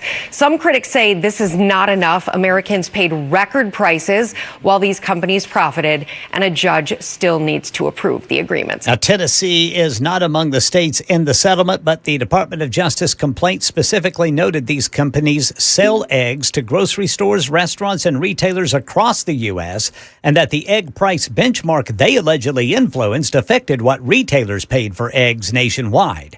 That's the latest news. Traffic and weather next. I'm Ken Weaver, WTN News.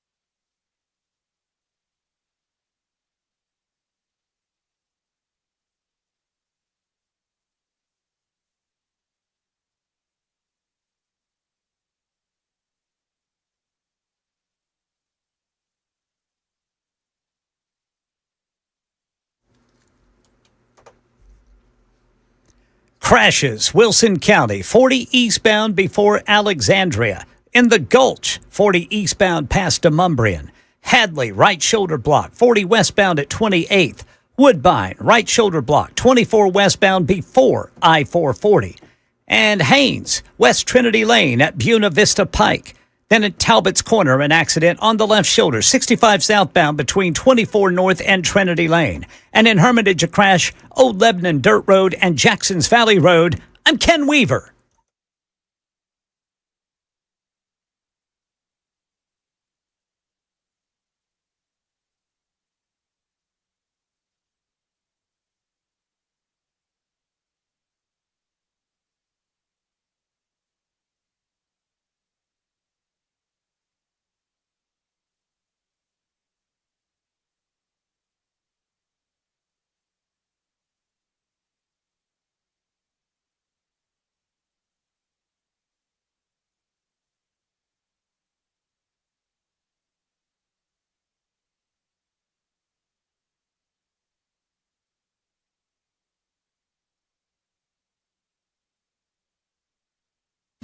Super Talk 99.7 WTN. Hour number 3 starts right now. 7 after 5. Thank you for being with us. It is a Wednesday edition, but it's our Friday. It's also the first day of July, which means it's the first day of the second half of 2026. Flying by. Episode 1068 of our visits on Super Talk 99.7 WTN. We'll get back to the phones momentarily. Thank you to Jay St. Clair in hour number 2. Frijay on Wednesday. Thank you to Representative Johnny Garrett for facing the fire with regard to the right to race bill and offering his perspective on it. We'll leave it up to the listening audience how you how you determine he did. If the super text line is any indication, you don't feel like he did very well, and frankly, I don't either, but there it is. 615-737-9986 if you'd like to get on board on the super text line, or if you'd like to give us a call, we'd love to hear from you. So it is 4th of July. I mean, it's official, right? It's July 1. After today, we're off tomorrow. The entire crew is off Friday. Brian Wilson in for us tomorrow. Best of programming Friday as we anticipate a celebration of American Independence Day.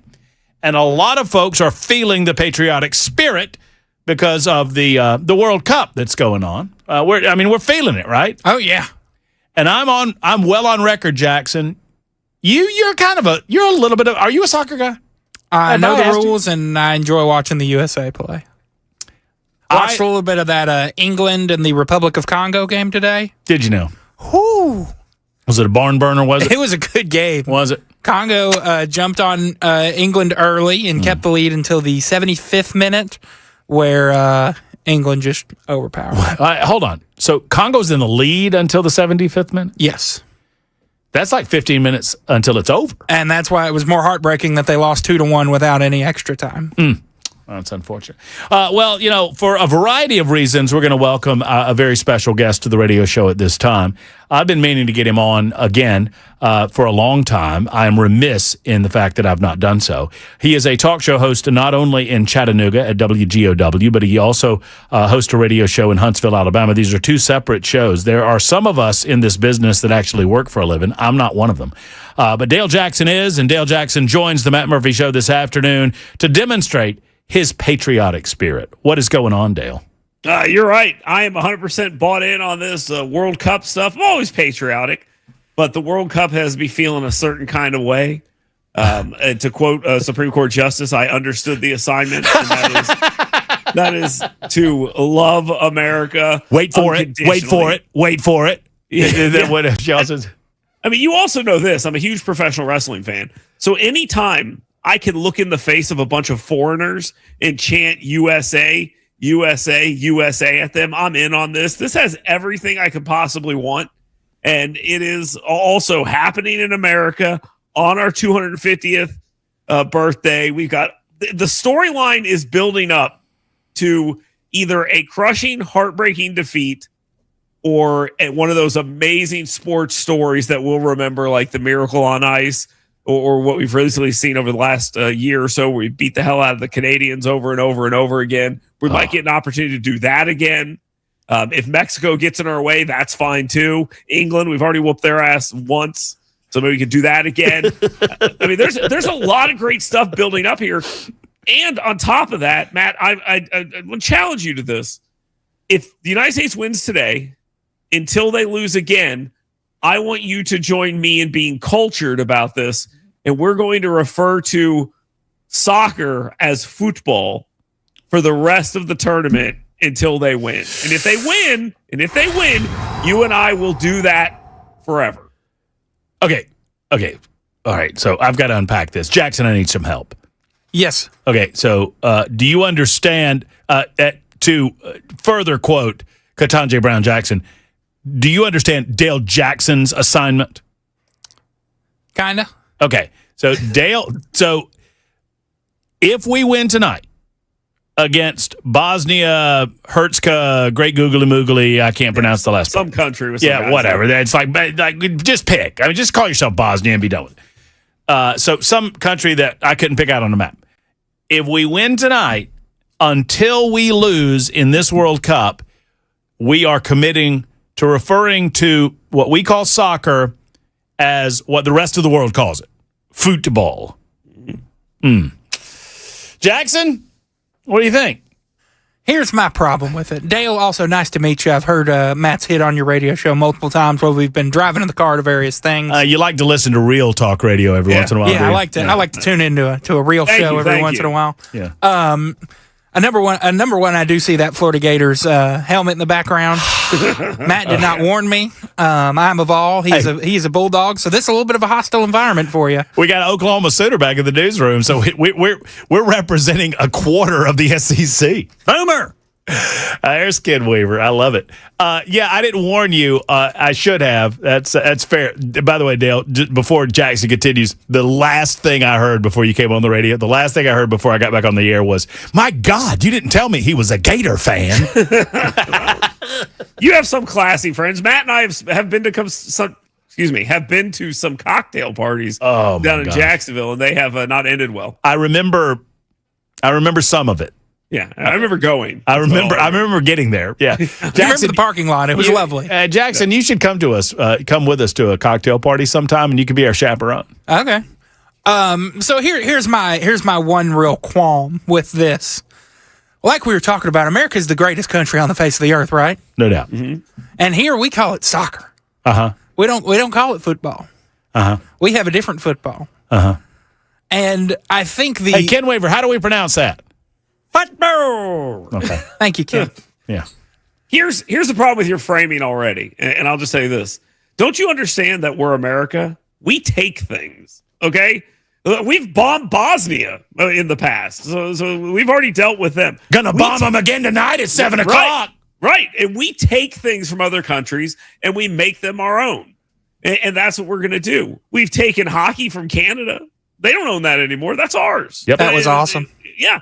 And this is another sport that we barely care about, and we're just going to take it from them. We're going to take this from them for no reason other than the fact that we can, and that is the most American thing that you can ever possibly do. We invite them to our house, we fatten them up on Buc-ee's and Waffle House, and then we kill them. You guys see that's as simple as it is. The Freddie guy?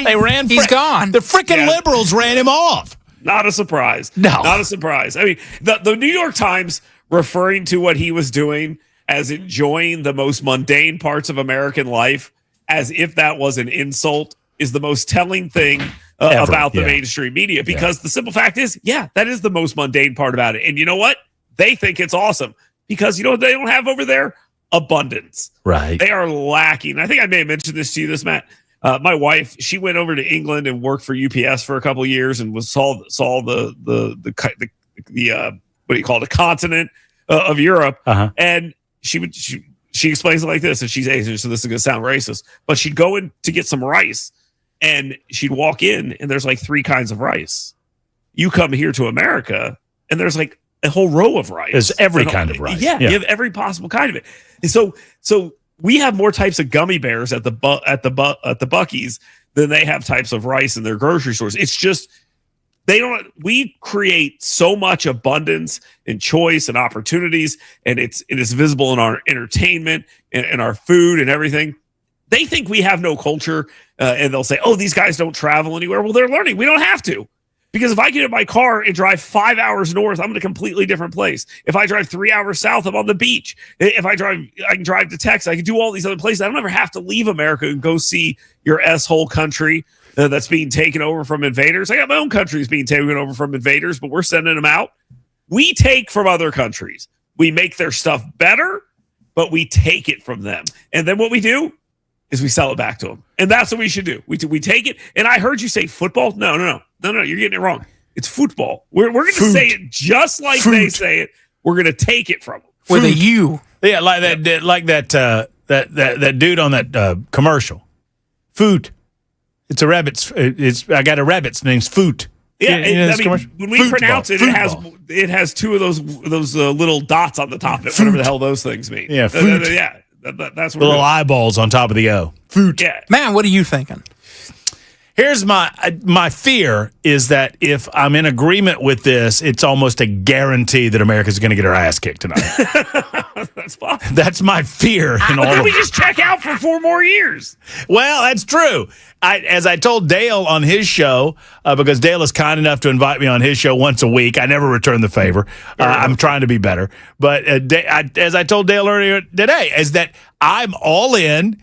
And as soon as we lose, I can go back to not giving a crap about soccer or football for the next 3 years and 11 months. And that's I'm not trying to be a hater. Look, watch what you want to watch. And I'm in. I'm in on it. I'm watching the American. I love my country more than I hate soccer.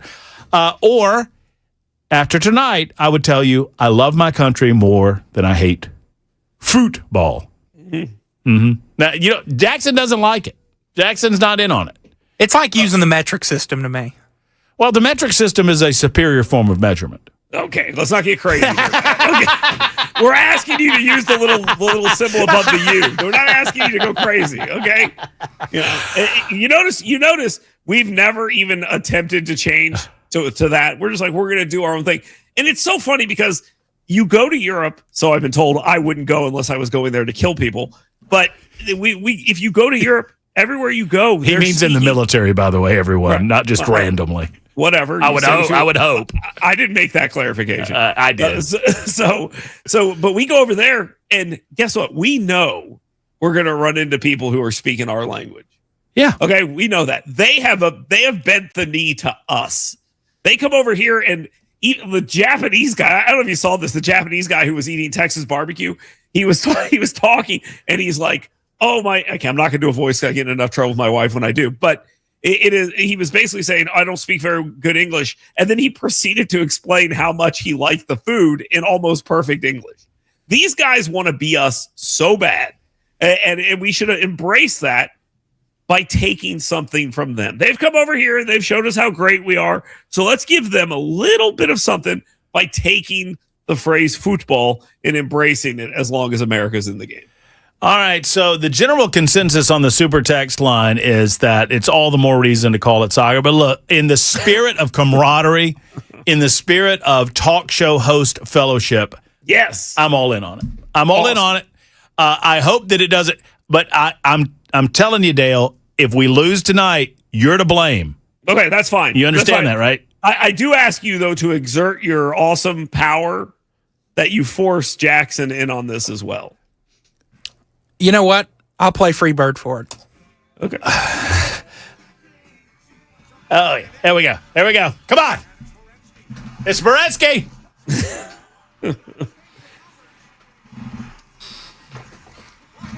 Here we go.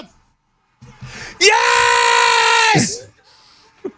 USA! USA! USA! If I could hear that, I'd chant along with you, Matt. But you can't hear it. I didn't have a feed.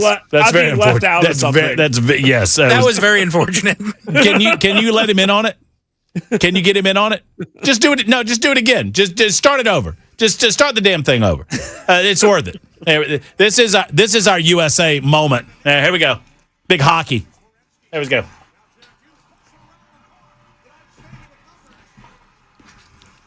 Yeah, we got numbers.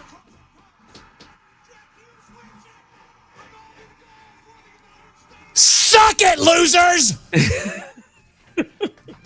All right. USA! USA! USA! USA! USA! That's what I'm talking about. Was Weaver in on that? Football! All right, you got it, Dale. That's All it, right, guys. All right, we're good. We're on it tonight. Bosnia is going to destroy the United States of America, and it's all our fault. Probably so. Probably so. Hey, take it easy, brother. Thank you. There's Dale Jackson from Chattanooga and Huntsville. If you're down Chat Way, listen to Dale. Gosh, is he still? No, he's not there anymore, is he? Did you take him away? No, he's probably away. I was going to tell you what time he's on. It's very confusing because Chattanooga has Eastern time. I'm on with Dale at 10:30 on Wednesday mornings on WGOW, our sister station in Chattanooga. And I think Dale's on from 9 until 11. I think that's right. I think that's I think that's right. It's 10 to noon Eastern time, 9 to 11 Central time, and I'm on at 10:30 in the morning. So I believe that's correct. One way or the other, I'm down with that. And so the distinction is this: what we're about to see in the fall of this season is Let me see if I can get it. I'm doing my best Ken Weaver. You ready? Football. Football. Football. Football. Football. Football. Football. I feel like we're doing more Minions. Banana? Ken's doing a little Keith Jackson, you know. Oh, Nelly. Oh, Nelly. A wonderful Saturday for football. Here come the big uglies. And if America wins tonight, we're going to call it football. Football. Yeah, I mean, I love my country, and I'll root for the United States of America, and we love a winner. And if we can win tonight, man, oh, man, you never know. Then you never know, boys. Who knows what would happen? Probably get our ass kicked in the round of 16. That's what's going to happen. I think we'll be fine. Who are we playing if we who are our possible draws if we win tonight? I don't want to look too far Hopefully ahead. not France. Oh, no. Apparently the French are. They're real good. They're not good at much, but they are very good at soccer. Horrible at war, good at the kicky ball. Uh-huh. They have this one fella. The one little fella. Is he smoking cigarettes? With No, a little can you beret guess on? his name? Pepe. I would guess his name is Pepe. Kylian Mbappe. Kylian Mbappe. Goodness. Mbappe de ball. With the foot.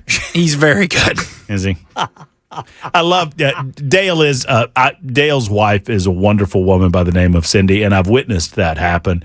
Cindy is of Asian descent, and Dale listening to Dale do an Asian accent to Cindy and watching Cindy beat him viciously about the head and shoulders when he does it is a pretty funny thing.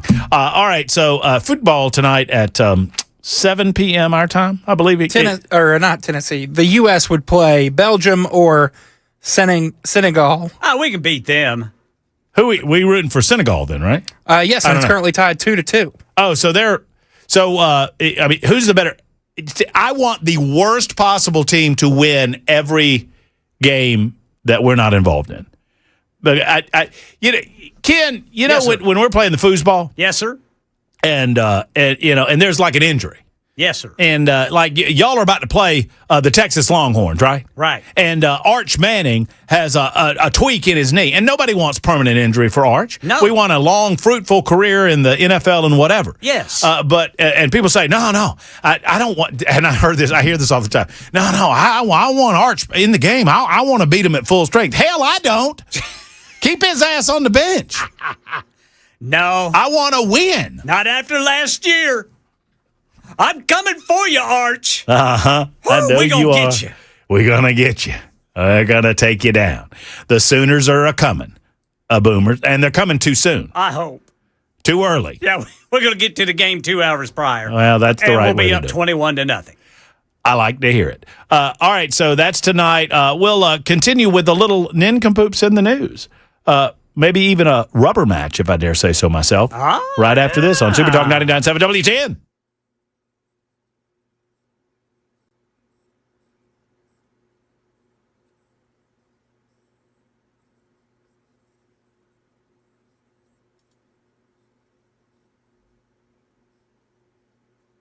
All right, friends, it's Matt Murphy, and let's talk for a moment about your heating and, well, more importantly, your air conditioning, right? I mean, my goodness gracious, it's hot outside.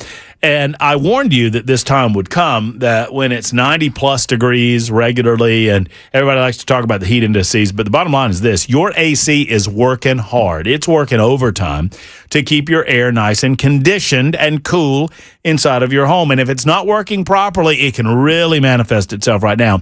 And if there's a pre-existing issue that's caused problems in the past, those problems are just going to get worse as it tries to keep up with these hot conditions. You need to call Jeff Eddy and Efficient Heating and Cooling. Get them out to your property and get this thing fixed before it gets worse. If you've noticed an issue, if you're not cooling properly, let's get with Jeff Eddy and Efficient Heating and Cooling and get that thing taken care of. The best way to head off costly repairs is maintenance. We've told you that from time to time over the course of the spring and summer. Now's the time to get that done. And if you've noticed an issue, go ahead and call Jeff Eddy. They can come out to you jiffy quick. They're not going to make you wait on it, and they will get it done without having to replace that unit. That's the bottom line. Let's get it fixed, and let's get you through this summer season. 615-784-4424, 784-4424, or online at efficienthvac.net. A Delete Pro partner with Rheem. Call Jeff Eddy and Efficient if the AC is not ready.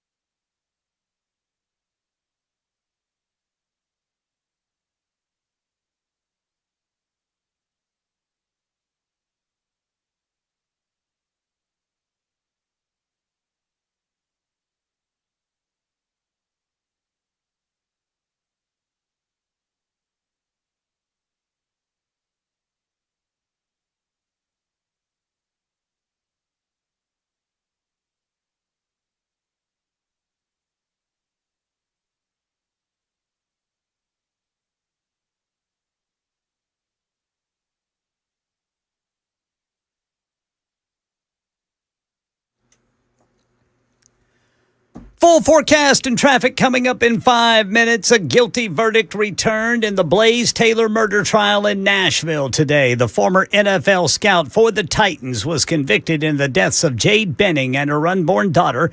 Prosecutors argued Taylor intentionally poisoned Benning, while the defense maintained he was not responsible for her death. Apparently, cocaine was put in her drink. The jury found Taylor guilty on 4 counts, including first-degree murder and felony murder. News Channel 5 says private schools accepting Tennessee voucher funds will not be penalized for missing this week's testing data deadline.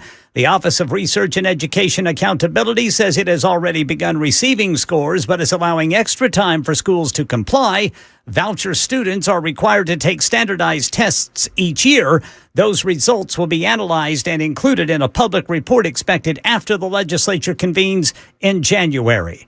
And Tennessee's ban on hemp-derived THCA products is now in effect, ending sales of popular flower and vape products statewide. This is Perfect Plant CEO Jackson Campbell, who opened his dispensary in Nashville 2018. You don't have to love cannabis to think that it'd be a great thing for Tennessee to have $50 million extra in tax revenue, and we essentially kissed that goodbye. It's only the flour and the vapes going away. Hemp-derived edibles and beverages will remain legal, but under stricter potency limits. Tennessee is also banning the sale of kratom statewide. AAA projecting about 61 million hitting the roads for what could be the busiest July 4th holiday ever. They say it every year, it seems. ABC's Sam Sweeney has tips on how you can beat the traffic if you're going to be driving out tomorrow. It's going to be busy most of the day, but if you can leave earlier in the morning, we're talking anytime before 10 o'clock, you should be good. If you can't make it in the morning, leaving after 8 or 9 p.m. is your best bet. That's the latest news, traffic, and weather next. I'm Ken Weaver, WTN News.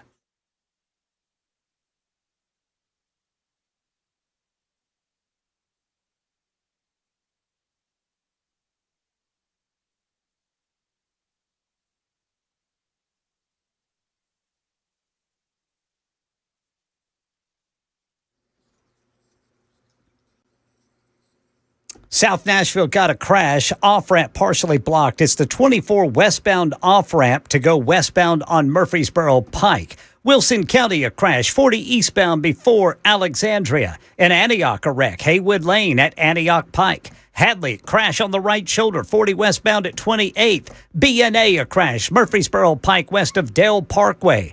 Haynes, West Trinity Lane at Buena Vista Pike. And in Hermitage, Old Lebanon Dirt Road and Jackson's Valley Road. I'm Ken Weaver.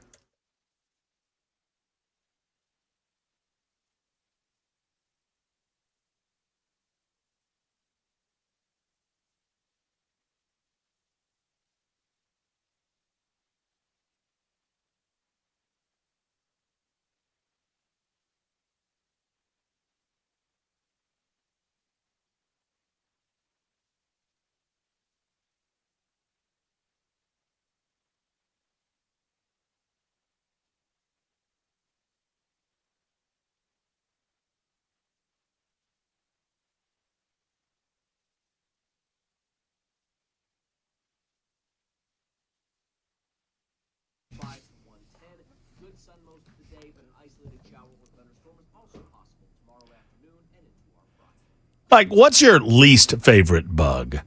I mean, your least favorite. I mean, none of them are good. My least favorite bug, well, I'm well on record as saying spiders. Cannot stand them. Do not like them. I don't care that they eat other bugs. I will take care of the other bugs through U.S. Pest as well. Whatever your least favorite bug is, whether it's stink bugs or ants or ladybugs or ticks or fleas, they can handle it at U.S. Pest. It's what they do on a day-to-day basis with a 100% money-back guarantee. All of the pests that are inside of your home, if you've seen one, understand something. I'm not here to freak you out, but I'm here to tell you the truth. If you see one or two, roaches or silverfish or whatever they might be, there's a lot more hiding behind the walls. If you've noticed fire ants in your yard, if you've noticed fleas or ticks in your yard, your pets are bringing them in the house with them. You need to stop it with U.S. Pest. U.S. Pest offers a 100% money-back guarantee with everything that they do: termite protection, crawl space service, and, of course, full-service pest control. They love the United States of America, and they hate bugs at U.S. Pest. USPest.com or 590-1260, 590-1260 for U.S. Pest.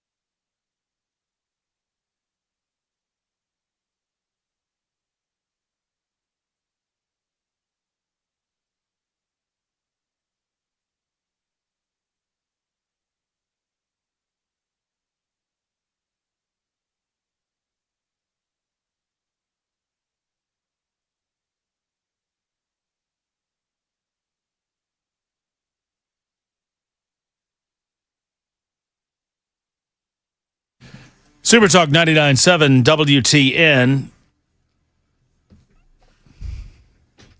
I was just talking about you on text. I'll tell you what it was in just a moment. 37 minutes after the hour, it's 5:37, almost 5:38. Super Talk 99.7 WTN, Wednesday hour, Friday. Real quick with the serious news, and obviously Ken Weaver's been delivering some serious news over the course of the afternoon. We've got other serious matters to discuss. Freddie O'Connell is kind of redefining what he's trying to do with the data center next to the zoo. I'll tell you about that coming up in a moment or two. But this story coming out of Washington, D.C., or what? Actually, I guess it's Washington. Senator Mitch McConnell. Politically, I do not care for Mitch McConnell. I've never cared for Mitch McConnell. I don't understand a state that elects Rand Paul and Mitch McConnell. But, there's Kentucky. But at the same time, Mitch McConnell has just gotten very, very sad. And I've long advocated for age restrictions for running for re-election. And I don't know where you guys are on it. I think 80 is perfectly reasonable. I think 80 is beyond reasonable. Frankly, I would prefer like something along the lines of 75 in the United States Congress. But Mitch McConnell is just, his health has deteriorated. I don't know that he knows where he is anymore. And no, politically, we don't like him, but he's also a human being. This news, earlier today, New York Post had the story. Mitch McConnell was found unconscious and may have suffered a very serious heart attack at his D.C. residence before being rushed to a local hospital. This happened earlier. Well, this happened last month, I guess. I was going to say earlier this month, but that would have been June. So it happened in June, according to a district fire and EMS dispatch call made public today. The June 14th call referenced medical personnel in an ALS or advanced life support ambulance being sent to the home shortly before 9 a.m. and mentioned there was CPR in progress for a cardiac arrest. Punch Bowl News first reported on the EMS radio traffic. Reps for the former senator refused to comment on the communications. A McConnell spokesperson on the day of the incident shared that the senator was, quote, admitted to the hospital this morning and was receiving excellent care. The next day, a spokesperson, David Popp, said McConnell was, quote, working closely with staff on Senate business and Kentucky matters as he continues to recover. Once again, folks, I don't think it's asking too much to suggest that we've seen this before. We've seen it with Dianne Feinstein. It knows no political affiliation. These individuals, they're into it, and I guess it in some way keeps them alive and keeps them with purpose. But Dianne Feinstein didn't know where she was, literally did not know where she was toward the end of her tenure in the United States Senate as a senator from California. Strom Thurmond, talking to the machine.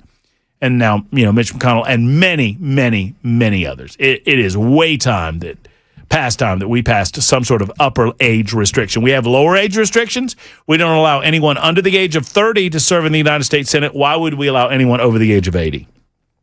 I'm sorry. Yeah, but the same standard for both, right?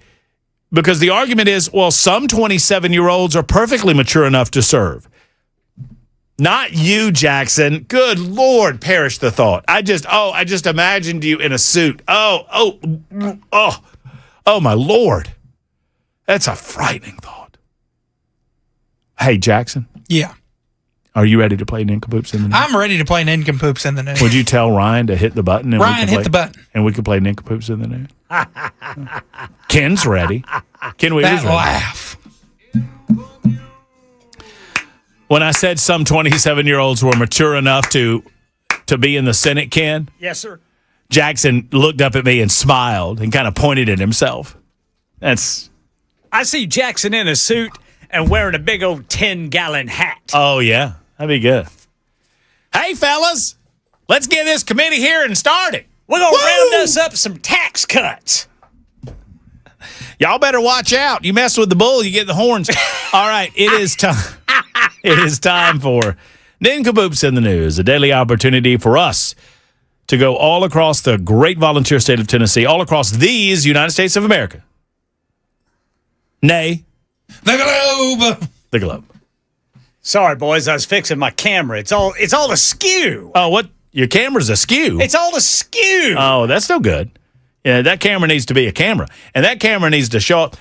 Your beard, Ken, I noticed this yesterday. What? When we were standing next to one another. Yeah. And I was commenting on how manly and good looking you were. And short. Anyway, so your beard, it seems fuller and thicker and lush. I don't know what it is. It's that salt water that I was in. Must have been. And also, who was somebody? We were standing there in the little ante room area of News Closet B, and someone was commenting on your tan. Yeah, I got real tan. You did. Yeah. Have you seen Ken lately? I've looked at Ken. I look at Ken often. Do you now? Well, yeah, I'm the one who turns his camera on. Yeah. Y'all have a little side hustle going on over there. I don't even understand what it is. Yeah, well, Matt's yelling. Me and Ken are talking football. Football. All right, fellas. Jackson won yesterday with his cocaine up the butt story. Way to go, Jackson. That was a great one. Somebody sent me that last night and said, man, I got this great nincompoop in the news. You got to use this. Sends me this story. I wish I could remember who it was. Sent me this story. It's like, this is fabulous. This is going to. And I'm like, yes, Jackson won with that one today. Matt subsequently had to tell him that he had already lost to that story. See, he's doing it on purpose now. Of course. What are y'all talking about? Jackson, as the winner for yesterday, what is the order for today, sir? Williams, Weaver, Murphy up the rear. Per usual. Per usual, I'm taking up the rear. Okay, Jackson, you're first. Let's hear it. Oh, no. Oh, no, what? Your story went away? Did you lose it, Brother Jackson? Oh, well. My 5, 4. Oh, here it is. Uh-huh. TSA finds live smoke grenade jammed inside jar of peanut butter. A passenger at Indianapolis International Airport must have thought he was so smooth after he allegedly hid a live smoke grenade inside a jar of peanut butter in his checked luggage. As WTTV in Indianapolis first reported, Transportation Security Administration checked baggage officers made the bizarre discovery after noticing something unusual during an X-ray screening of the luggage and pulled the bag out of for a secondary inspection. Was it creamy or chunky? Yeah, did it have nuts in it? It seems to have been Jeff. Were there nuts in his butter? Supervisory TSA officer Anthony Vela and explosive specialist Michael Dunphy inspected the bag and found 2 live smoke grenades, one of which was jammed into a full jar of peanut butter. Well, it was either put it in the peanut butter or in the other butter. Yeah. After all the contents were removed from the bag, I thought, weren't there 2 grenades in this bag? Said Dunphy. After additional inspection of all the contents in the bag, it became obvious the second grenade had been hidden in the peanut butter jar. So I was surprised, Dunphy said. Bomb technicians were called in to dispose of the devices, and the incident didn't impact airport operations. TSA said an officer at the scene paged the passenger back to the airline ticket counter after the discovery was made. The passenger explained to TSA that a friend told him he could get the smoke grenades through the checked luggage screening by placing them in a jar of peanut butter. The TSA has not identified the passenger or said if he has been charged with any crimes. Dunphy said he had never seen live smoke grenades in a traveler's bag before. Usually alarms turn out to be unusual items versus an actual threat, so this was my most memorable call over the last few years, Dunphy said. He said the grenades were easy to identify, but could have created a significant danger if TSA screeners weren't vigilant in looking for threats. What are you doing? What do you need smoke grenade for? I'd like to talk to this fellows. Like, what was so important that we just had to fly with the smoke grenade? We had to travel, and they checked their bags. Obviously, he checked the bag. Well, you're not going to carry a smoke grenade on. All right. No, of course not. Perish the thought. Also, the scanners can see through a jar of peanut butter. Those scanners. Have you ever seen? Better take note of that next time we go flying. What are you putting in your peanut butter can? By the way, I didn't know that you could. I mean, I guess you can check peanut butter. You can't carry on peanut butter, can you? It's not a liquid. Peanut butter is a solid. Not the good stuff. I don't even know what that means, but that's funny. I don't even know what it means, but that's funny. Oh, for real, the good stuff's got that layer of liquid on it. It's like the oil that's come off of it. It's peanut oil. Ryan, are you eating that all natural? Yeah, with the crunchy. No, I like my peanut butter as processed as possible. Yeah, me too. You know what? You know what? E got some of, and let me tell you something, fellas. It's next level. This combines the airport story and the peanut butter. At airport, you get those biscotti cookies. Y'all know what I'm talking about? Those little Biscoff. The Biscoff, is that what they're called? Mm-hmm. Do you know they're making a peanut butter version of that with the Biscoff cookies? We already have it. It's Nutter Butter. Brother, this is tip top. Imagine peanut butter, but in that Biscoff flavor, it is good. Are you talking about cookie butter? Yeah. This has been a thing for years. No. I'm not. I'm talking about the Biscoff cookies. Yes. Those specific cookies. Yes. They are grinding them down. Yes. And making them into Biscoff butter. Yes, that is cookie butter. Biscoff cookie butter. Been a thing for a while. Has it now? Yeah. Well, I'll defer to your superior knowledge on this front. I do not often do so. Jackson, I defer to you. I know about cookies. I don't know too much, but I know about cookies. I got it. Well, that's good. And so my story is done. So subsequently, we will go to Ken Weaver. Here we go, boys. This out of Tulsa, Oklahoma. The terrible burglary hiding spot. A man was arrested early Monday after police said he tried to burglarize a Tulsa machine shop before leading officers on a brief foot chase. Police said an officer spotted 35-year-old Kerry Sharp, who ran from the scene. Investigators said Sharp jumped several fences surrounding nearby businesses before attempting to hide underneath a marked Tulsa Police Patrol vehicle. Officers took him right into custody. Police said the second suspect, however, was not located. He was smarter. Sharp suffered minor injuries while climbing fences and was taken to a hospital for medical clearance before being booked into the Tulsa County Jail. Yikes. Well, and he wasn't naked. That's unfortunate for you, Ken. Yeah. I know you prefer them naked. I prefer them naked. That's the best chance for me to win is whenever I find a naked nincompoop. I like it. And now Murphy up the rear. Speaking of the rear, headline, map shows states hit with explosive diarrhea outbreaks.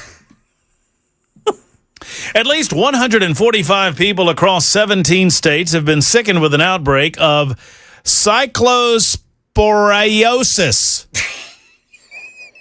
I'll tell you what that is in a minute. Prompting a federal investigation into the source of the infection as health officials warn that the true number of cases is likely much higher. New York has reported the highest number of the cases, in between 31 and 80 infections of the intestinal illness. Cyclosporiosis. Or what are you saying, Ryan? Cyclosporidia. Okay, this does not end with an A. This word. This is the root word. CYCLO. Let's just break it down. Just call it diarrhea. Cyclosporiosis is caused by the microscopic parasite, and I can't pronounce all of that. It's called the tummy turner. It's called the poop bug. Yeah, the Centers for Disease Control and Prevention said that the cases involve people who became ill between May 1 and June 16 after eating food in the United States. None of the patients reported international travel in the weeks before becoming sick, leading investigators to believe the infections are linked to domestically consumed contaminated foods. What is cyclosporiosis? It's a foodborne illness. Most commonly occurs after people consume fresh produce contaminated with the parasite. The CDC describes it as the most typical symptoms are, and I'm quoting now, watery diarrhea with frequent, sometimes explosive bowel movements. We call that the GID or the EGID. The runs. It's the gastrointestinal distress is GID, G-I-D. EGID is worse. That's explosive gastrointestinal distress. Goodness. Here's my thing. And I believe the super texters will be behind me on this. Nobody in this story is an nincompoop. Matt just wanted to talk about poop for 5 minutes. And I believe in the mighty vote of the listening audience. And I believe that Matt is trying to kill the goose that laid the golden egg. And we cannot allow it, Ryan. The golden watery diarrhea egg. Ryan, I need you to start playing the music. That's a good point, Ryan. Go ahead, but you can do, Ryan. That he was going to do it anyway. Needed a patriotic swell. Yeah. Oh, there you go. And we cannot allow this to stand. Mm-hmm. And I kind of lost my point because I asked for the music. Should have just kept going. But I'm Ken Weaver, and this is Super Talk 99.7. You did. You're really, really on a roll. You're reaching a crescendo. He is, man. We can't let it stand. Every single person that has taken part in this silly diarrhea story is a nincompoop. No, my story's not. Is your story about poop? Was your story about poop? No, mine's about a smoke grenade and some peanut butter. Right. My story's about poop. The name of the segment is. That's right. I got you. Nincompoop is a synonym for stupid people, and nobody's stupid in this story. They're just having probably the worst week of their life. They're probably just wishing everything would end. Vote early, vote often on Super Talk. Vote Weaver.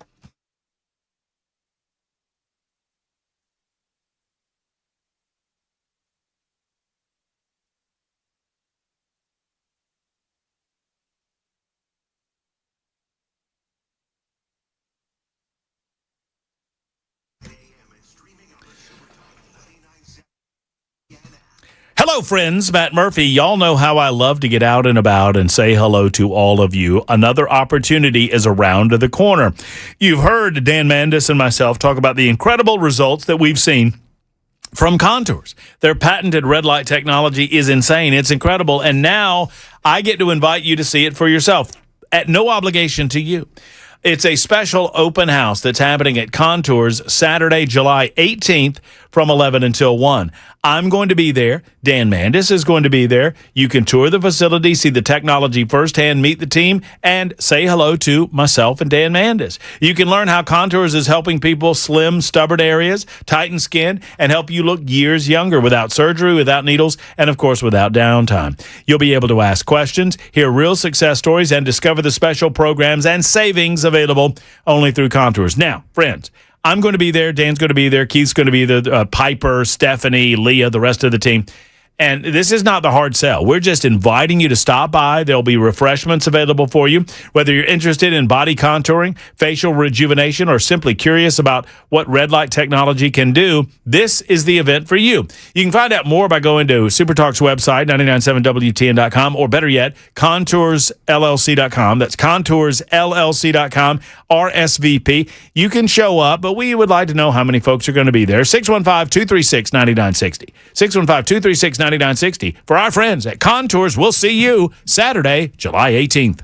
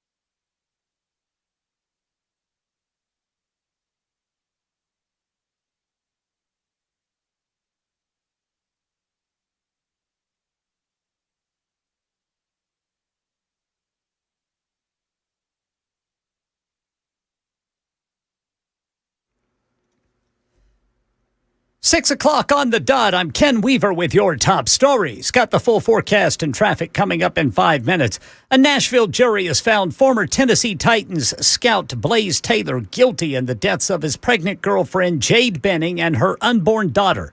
Prosecutors said Taylor poisoned Benning with a lethal dose of cocaine in February 2023.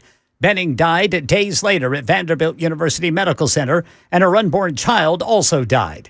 News 2 says this is what they heard during closing arguments. You're going to hear the prosecutor first and then the defense. I know you put something in my drink. I knew my drink tasted funny. Let me see what's in your pocket. Let me see.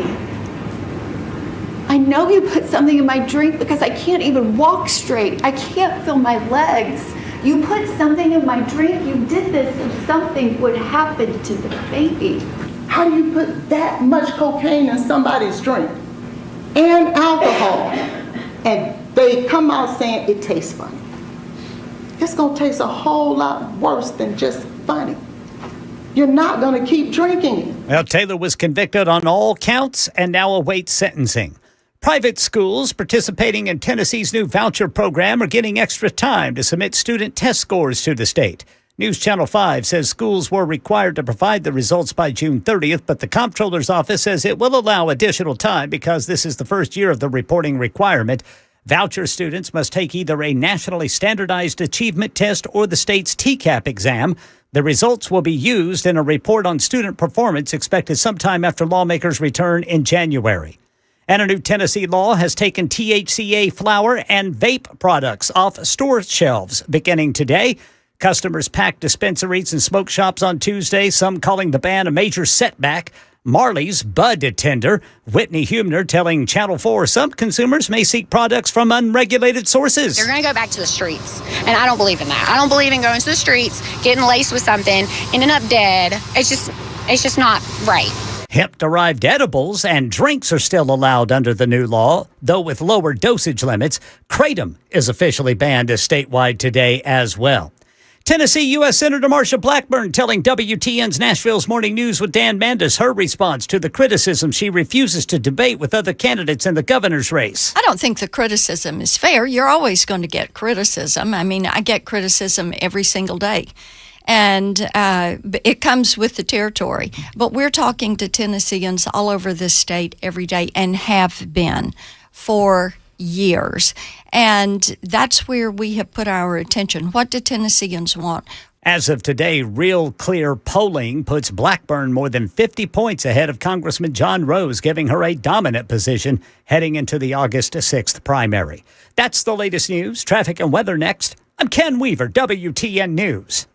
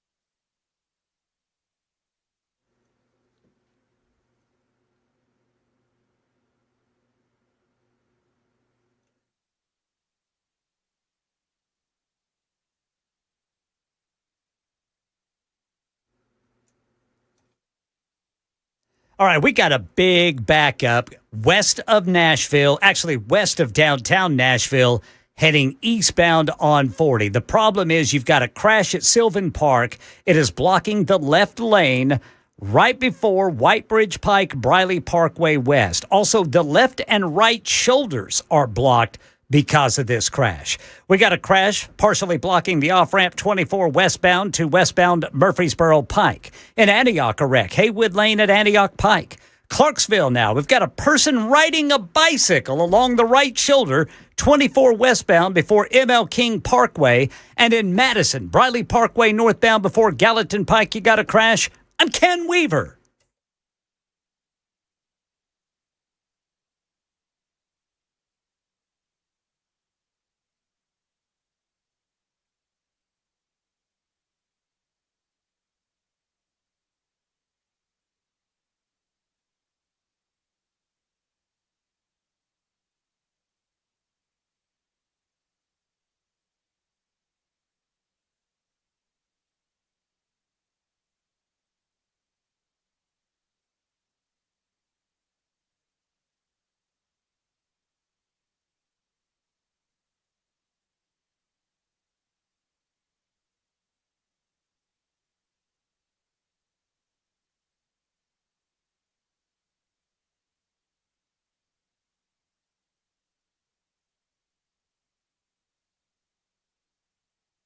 You're going to have to play.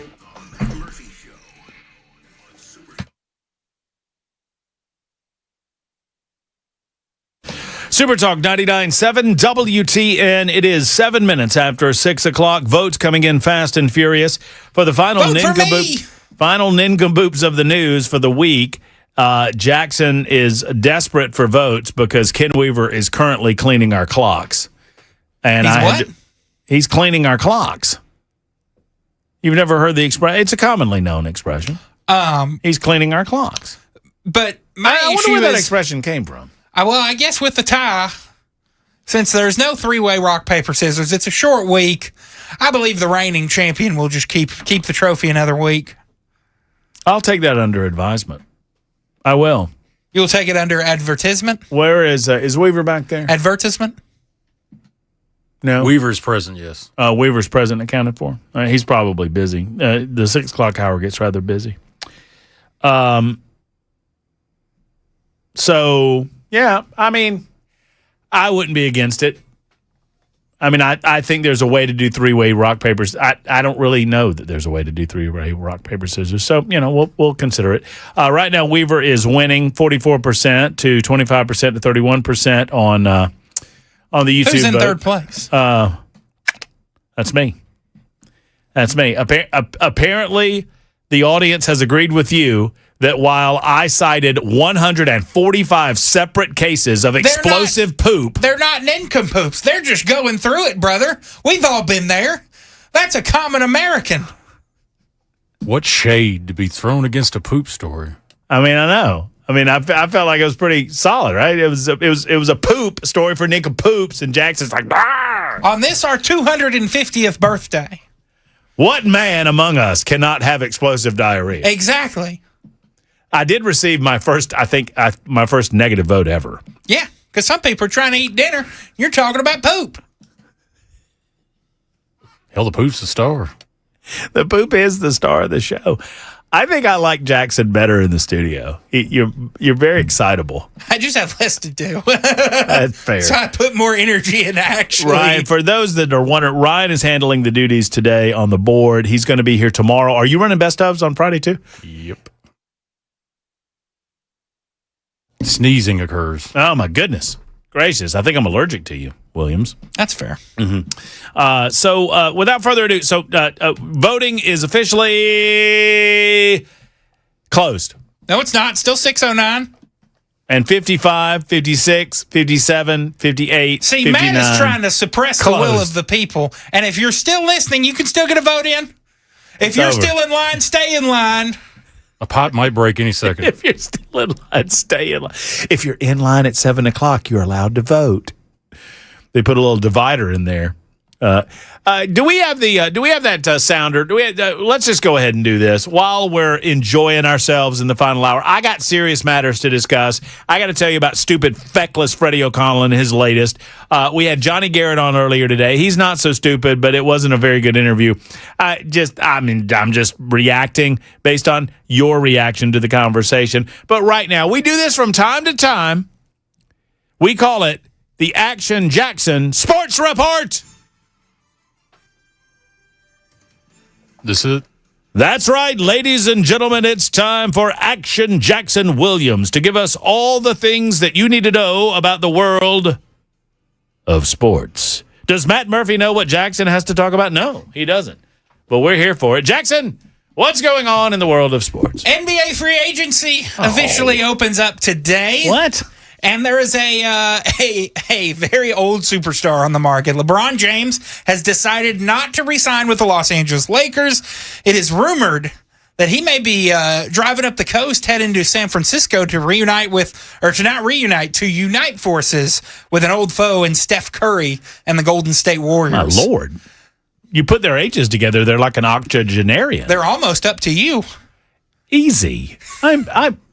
LeBron James is not that much younger than me, which is actually making me feel pretty bad about my health. Anyway. That he can still do that. Oh, my God. He makes me, dude, Lord. He's insane. But this is huge. Obviously he's been with the Lakers since 2018. How many times do you think you and I could run up and down a basketball court before we would have to sit down? I think I could do 10. 10? I think I could do 10. You are a fool. How many times do you think you're making it? 3. Do you think actually playing a basketball game or like? I'm talking about running to the end of that court and then running back. So you're not playing basketball? No, a shuttle race. You're just running. Yeah, you're just doing like sprint. 6. 6? Yeah. I could probably do 6. But I could play probably a quarter. So LeBron James, how long was he with the Lakers? Do you know? Since 2018, so 8 years. Before that, he was in Cleveland. Before that, he left Cleveland to go to Miami, and then he was drafted by Cleveland in 2003. So it went Cleveland, Miami, Cleveland, L.A. Potentially Golden State. He's open to any team in the league. One team came out today and said they will not be pursuing LeBron James. That is the NBA final runner-ups, the San Antonio Spurs, after they signed Sixers forward Tobias Harris, former Vol. Go Vols. So... Did he win a national? He won the COVID bubble title. Did he? So he's won a title with every team that he's been with. Yes, because he won with the second stint with Cleveland. Yeah, so he has won a title not at every stop, but ultimately with every franchise. Every team. Yes. Do you think that? How long was he with the Heat? He won several titles with the Heat. He won 2 with the Heat. He was there from 2010 to 2015, or I think it was 4 seasons, 5 years. So he's got 4. He's got 2 with the Heat, 1 with Cleveland, 1 with LA. Yes. Okay. He wants another title. Yes. And I personally think the best, and he's willing, it came out today, he's willing to take league minimum because he doesn't really care about money. Oh, league minimum. What is that for the NBA? Like a $50,000? No, I think it's like 1.53 million. I think it's like I heard where it's like 15 million for him. Yeah, because he's so graded. vested. Yeah, it's graded because he's been playing 23 seasons. Right. It's not for for the young guys. For the average guy just now hitting free agency for the first time, it's around I think 1.53 million is league minimum, but for him it'd be a lot more. So, where do you think his best stop would be? I think Golden State's a good option. I think New York would be interesting. Yeah. I think people have teased a reunion back in Cleveland. Cleveland's good. I don't care. You don't care? I just don't. You should. Why should I care? Because the LeBron James, Mr. China. That's fair. I think that's a fair criticism. But he's the all-time NBA points leader, passing Kareem a couple years ago. Is he the best basketball player of all time? It's between him and Jordan, right? It's between him and Jordan. And the old school soul in me would tell you that watching Michael Jordan and Dominique Wilkins were the two basketball players that actually got Matt Murphy interested in basketball. Them and Larry Bird. I mean, that era of basketball was just insane. To watch the Bulls, to watch the Celtics, to watch even the Hawks when they were relatively good. And I was growing up in Georgia, but nowadays, I mean, I just can't get into it. Too much squeaking. Too much squeaking? I don't like the squeaking. They squeak in college, too. I know. I don't watch college basketball. You don't watch college basketball? Georgia's mediocre. March Madness. That's it. That's all you get out of me. It's like the World Cup and soccer every 4 years, only it's every year. And the only way I watch March Madness is I fill out a bracket, and then suddenly I'm invested. Go Belmont! Well, the Grizzlies lost their biggest star this week. Mm-hmm. Who was that? John Morant. I don't think I could name... Do you not know who John Morant is? Nope. Really? No. That's whatever. I could name plenty of politicians that you would know. I mean, give me that look. No, but like I don't know. He was like I don't follow. It was like Derrick Henry, John Morant, Hani Mukhtar. Those are the three biggest stars in Tennessee sports for a pretty strong period of time. I know Ron Slay. Ron Slay, yeah. Hell yeah, I know Ron Slay. Ron's a SEC Player of the Year. Ron Slay. Yes. The finest fella that works in this building. Not named Very Ken fair. Weaver. Ron Slay. Very fair. Uh-huh. All right, so is that it? That's all I got for basketball. That's all you got? And then World Cup tonight? World Cup tonight, USA taking on Bosnia as we get off the air at 7 o'clock. So you could go straight from the Matt Murphy show and watch Hold on a second, my friend. What are you talking about? Go to the World Cup. Mark Levin's on. How dare you, sir? Watch it on mute and listen to Levin. What are you, a dope? Are you a dope? What's going on here? You telling people to turn off the radio? Turn off the Mark Levin show? How dare you? You dope? That's pretty good, Levin. You don't know. You don't listen. All right, 17 after the hour. Mitch McConnell is in ill health. We talked about that moments ago. Feckless Freddy's got a lot going on with regard to his attempt to jump in front of the parade. This is the definition of a politician jumping in front of a parade. I want to talk about it in a moment. Coming up at 6:30, and I want to go ahead and start getting nominations in. We are going to put up a poll right after the bottom of the hour news with Ken Weaver at around 6:30-ish involving patriotic movies. Jackson and I have 2 nominations. I'm looking for a third, and that's why I was looking for Ken Weaver. Because, Ken, I need a third nomination for a film that is patriotic in its nature. And we'll try to figure that out. But we'll also take nominations from the Peanut Gallery. If you have a patriotic movie that you think we should see, I've got one in mind that I don't think Jackson has seen. Jackson has one in mind that Jackson has not also seen. And I haven't seen either of these films in years and years, so I'd be willing to watch either of them again. Patriotic films for the Independence Day extended break. Coming up in just a couple of minutes. 615-737-9986. You're listening to The Matt Murphy Show on Super Talk 99.7 WTN.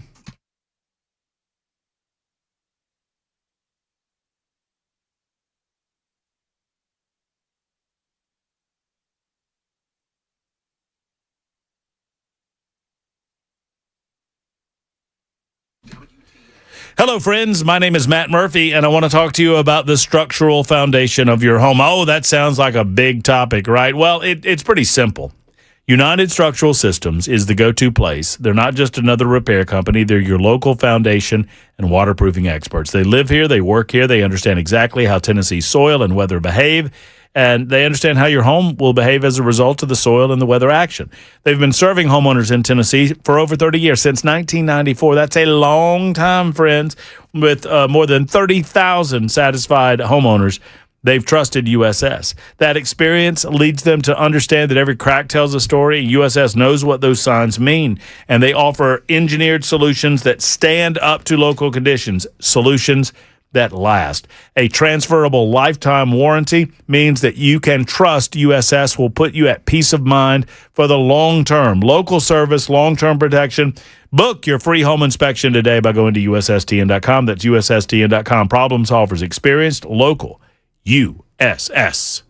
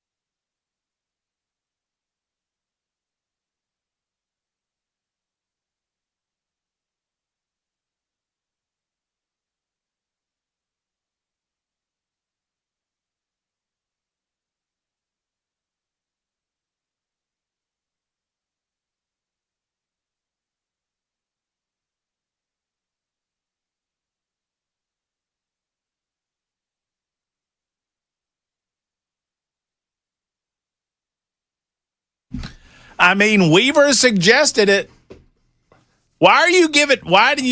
Jackson just made it look like he pooted on himself. It's in color, so it does not violate Jackson's one rule. Jackson was allowed to make one rule in the Matt Murphy Movie Mayhem segment. I'd like to make two. What's your second rule? No patting? Yeah. Jackson's one rule was no patting. No black and white movies. So I can't and this is a long-standing rule. So I think Jackson's missing out. And the funny thing is, I was telling Weaver this story. The funny thing is, Jackson created the no black and white movie rule so that I would never give him Gone with the Wind. That's true, right? That's fair. I'm just going to pause for effect because people that get it, get it. They colorized that, didn't they? Oh, no. It was in color to begin with. It was always in color. It was one of the first color films ever produced in 1939. And I don't know if it was the first, but it was one of the first. Gone with the Wind. And then The Wizard of Oz starts in black and white, ends in black and white, and then the scenes where they're in Oz are in color.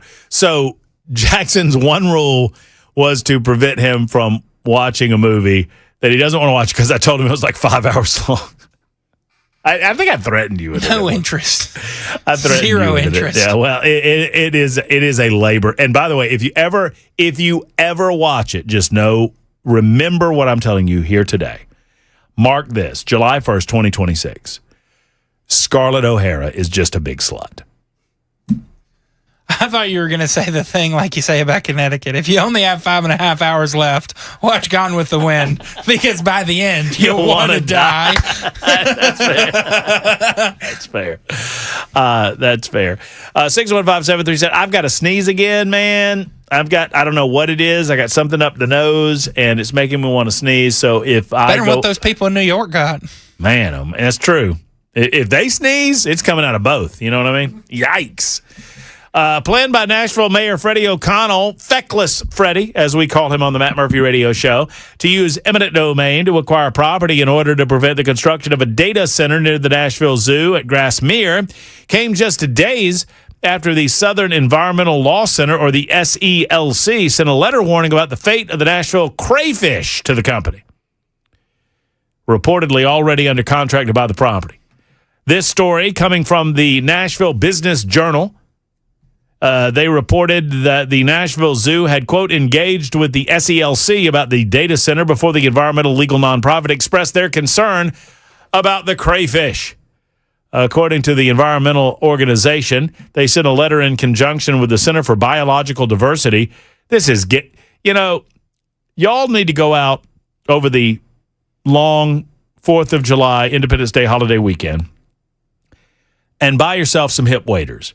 Go over to Academy Sports or Dick's or wherever you want to go, some sort of Ted Sporting Goods over in Columbia, and buy yourself some hip waders, because the bull crap is getting deep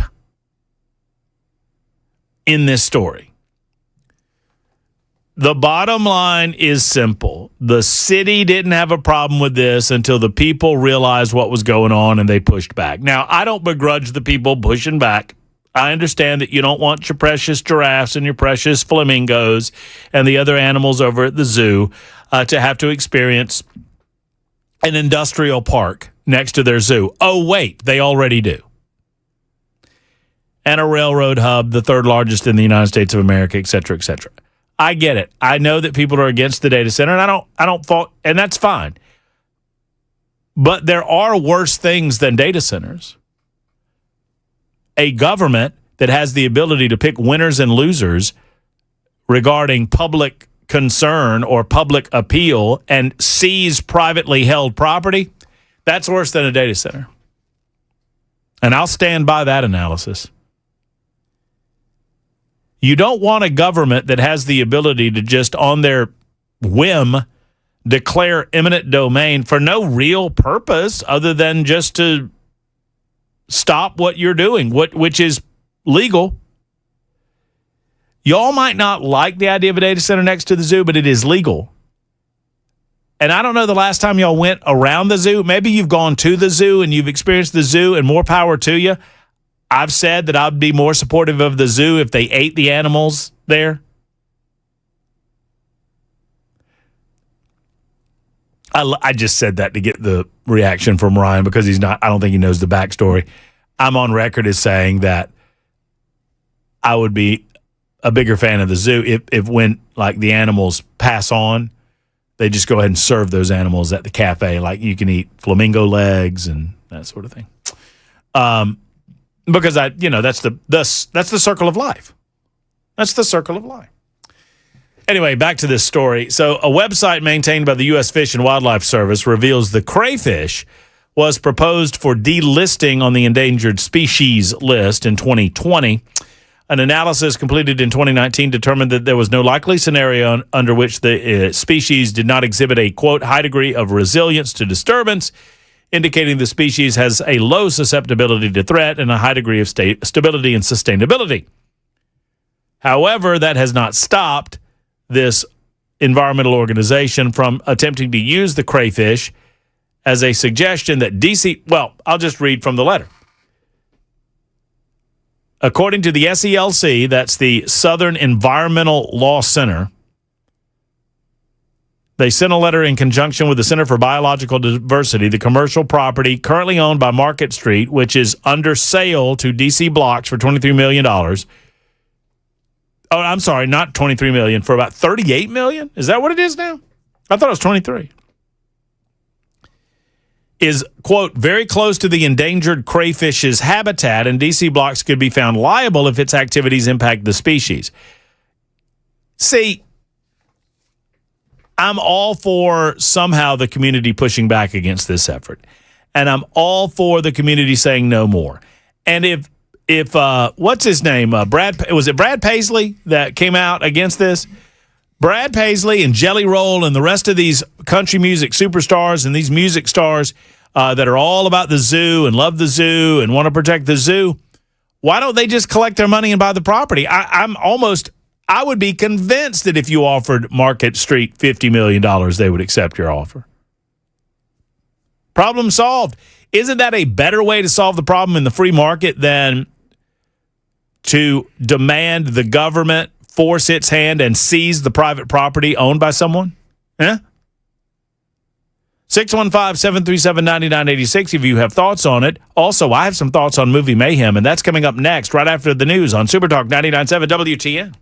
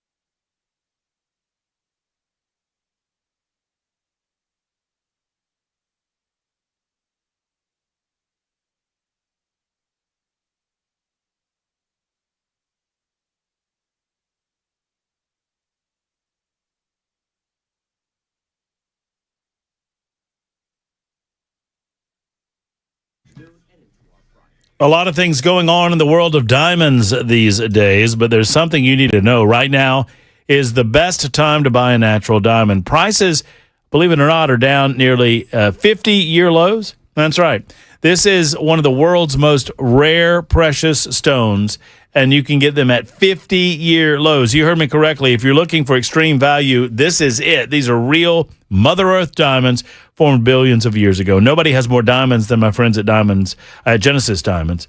Genesis has every shape, every size diamond in stock, perfectly cut diamonds, excellent symmetry, maximum dazzle. Get into Genesis now and find out how big of a diamond that you can truly get, a price that you never thought was possible. Genesis is your source for all fine jewelry, colored gemstones, gold, fashion jewelry from the world's top designers. Their non-commissioned experts can help you navigate any purchase from engagement to exquisite heirloom jewelry. Around here, Genesis is simply the go-to for people who know. Genesis Diamonds. Green Hills and Cool Springs, the official jeweler of the Tennessee Titans, the official jeweler of the Matt Murphy Show. It's Genesis Diamonds.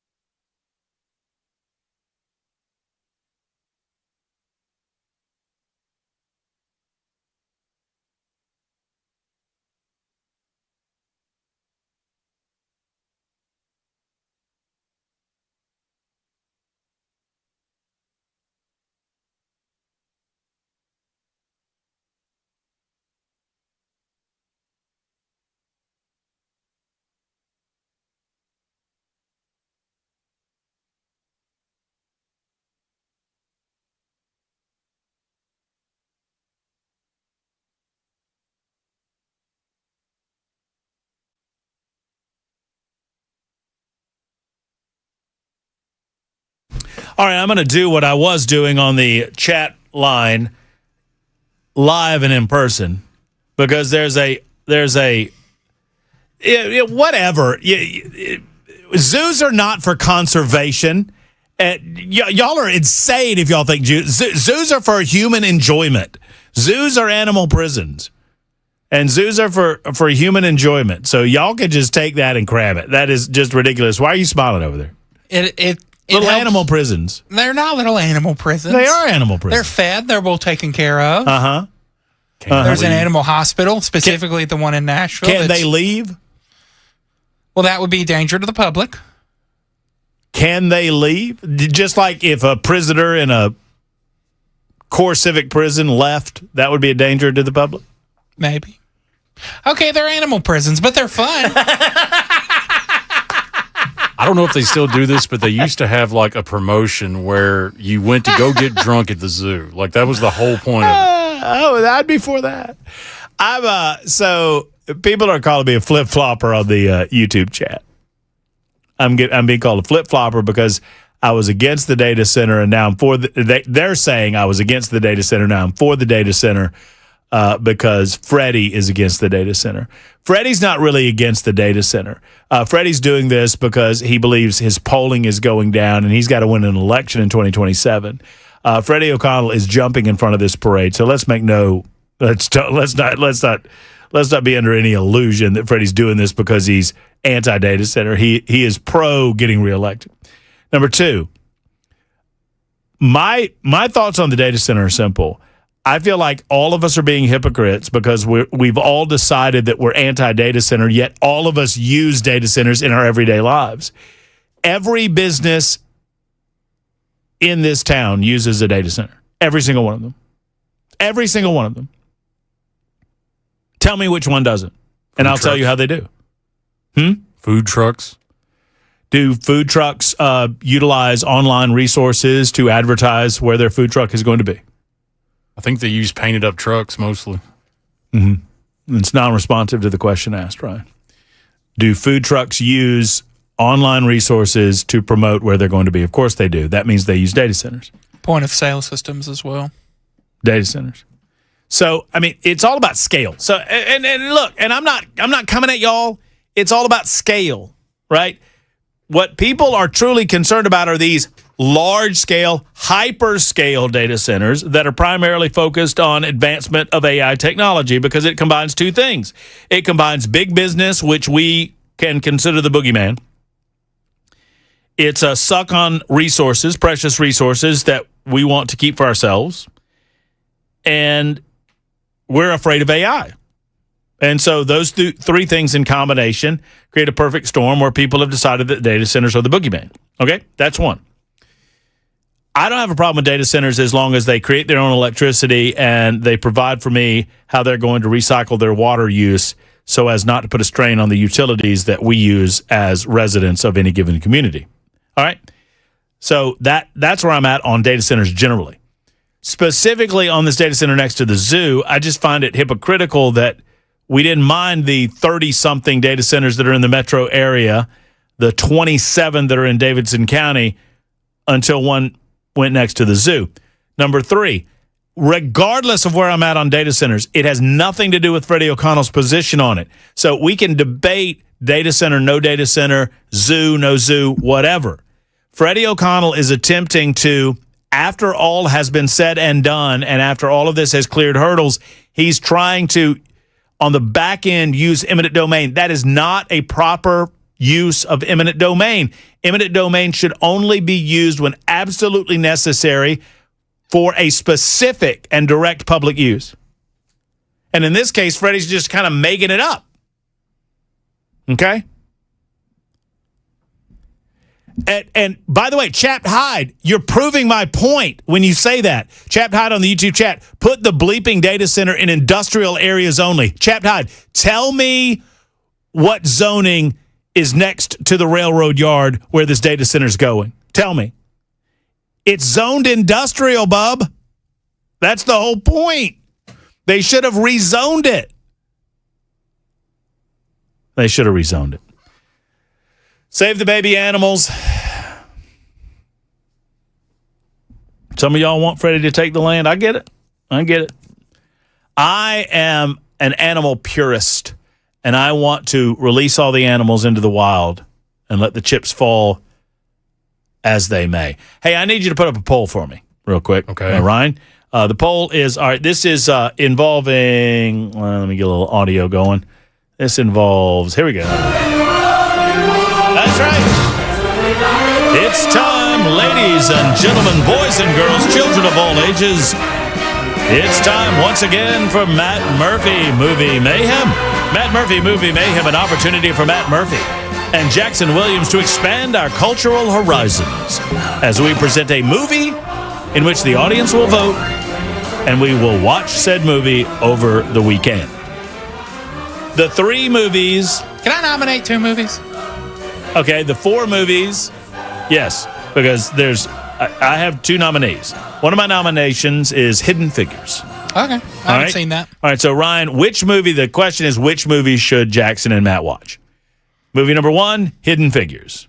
What is your nomination? My 2 nominees, one is going to be Apollo 13. Okay. Never seen that movie with Tom Hanks. Apollo 13. Really want to see that movie. One of my favorite scenes all time in film. And then my second one, I've seen it, you've seen it, everyone's seen it, but it's very Americana, and I feel like it's fitting Forrest Gump. Oh, Forrest Gump. Jenny, life is like a box of chocolates. My mama always said life was like a box of chocolates. It's just, it's that very, you go through America through the decades. It's very, but you know what I'm talking about, right? Don't you? Yeah, I do. You know my favorite line in that movie? Your mama sure does care about your education, boy.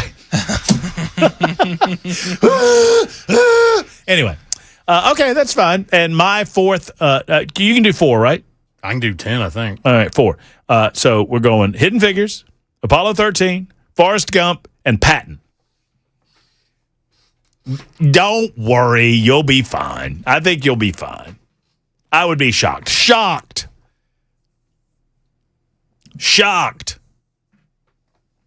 All right, Hidden Figures, Apollo 13, Forrest Gump, and Patton. Final?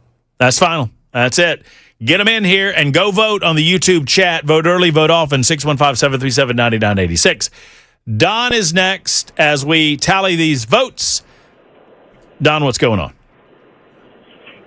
Yeah. Have you ever been in a data center? I have.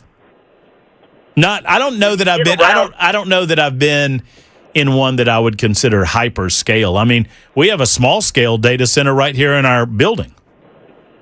Yeah, but I worked for a fire department and had to inspect a couple of them twice a year. And when they're fully functioning, as you're walking to the building, you can feel the power that they're generating. And if I was living close to one, I would move. I would hate that feeling 24/7. I'm not against data centers. We have to have them. I just think they need to be put in a more rural area. Or maybe regulate the structure that they go inside so as to, soundproof the facility.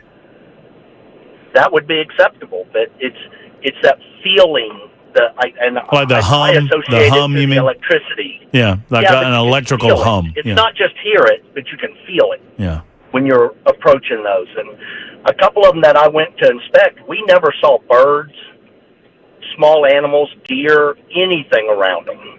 There was a good 50, 100 yards around the building that there was nothing other than grass and trees. Yeah, I mean, it feels like the kind of the choices are, some people are data center no more data centers, and I don't know that those folks are being realistic about where we are in modern society. And maybe you could and then some people are data center no, some people are data center anywhere, and then most of us I think are in the middle somewhere where some common sense regulation about where they're going to be put and what type of barriers and what type of restrictions should be put on them. That just makes sense.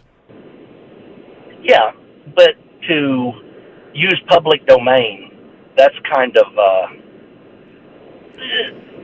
that's a questionable. I mean, the bottom line is this, Don, and thank you for the call. The Metro Council got caught with their pants down. Freddie O'Connell got caught with his feckless pants down, and they allowed this to get too far down the road, and now the sale is about to be consummated. It's my understanding next week, $38 million sale. If you want to stop it, some of these big money people that are stepping out and saying no to data centers, the Brad Paisleys of the world, get a consortium together and buy that piece of property and use it for the zoo. Donate it to the zoo. $50 million ought to do it. And some of these folks are worth that amount of money. And I would be all for that. I'm not being flip. I'm all for that. That's a free market solution to a very serious and real problem.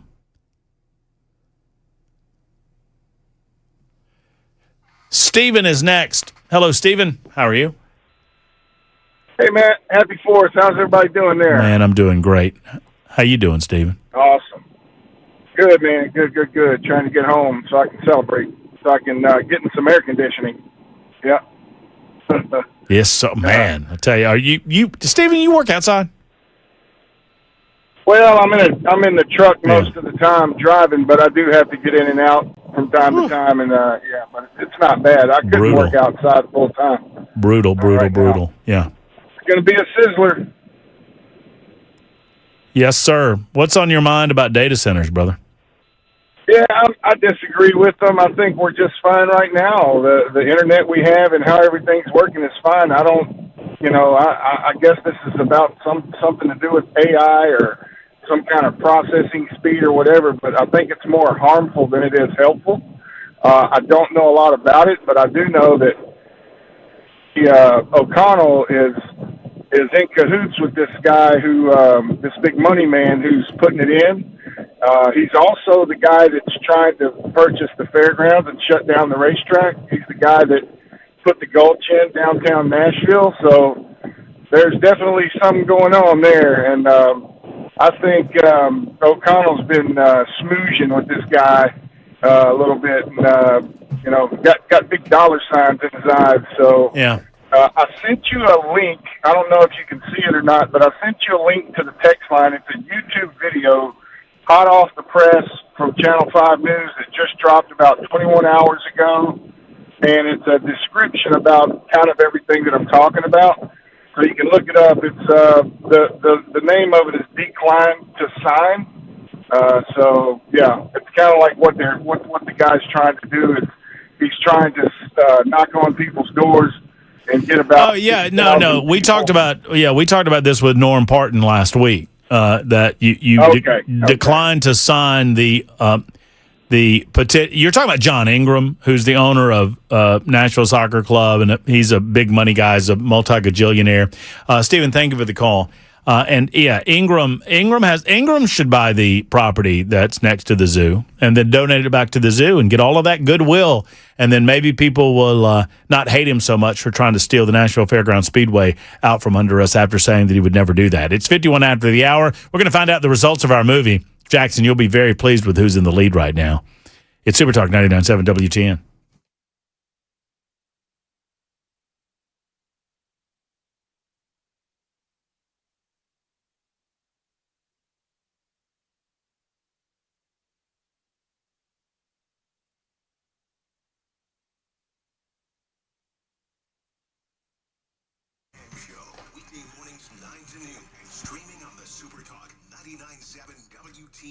Health insurance, confusing percentages, surprise bills, fine print that bites back because nobody reads the fine print. Well, I say nobody reads the fine print. Shane Ring reads the fine print from Cover Nash.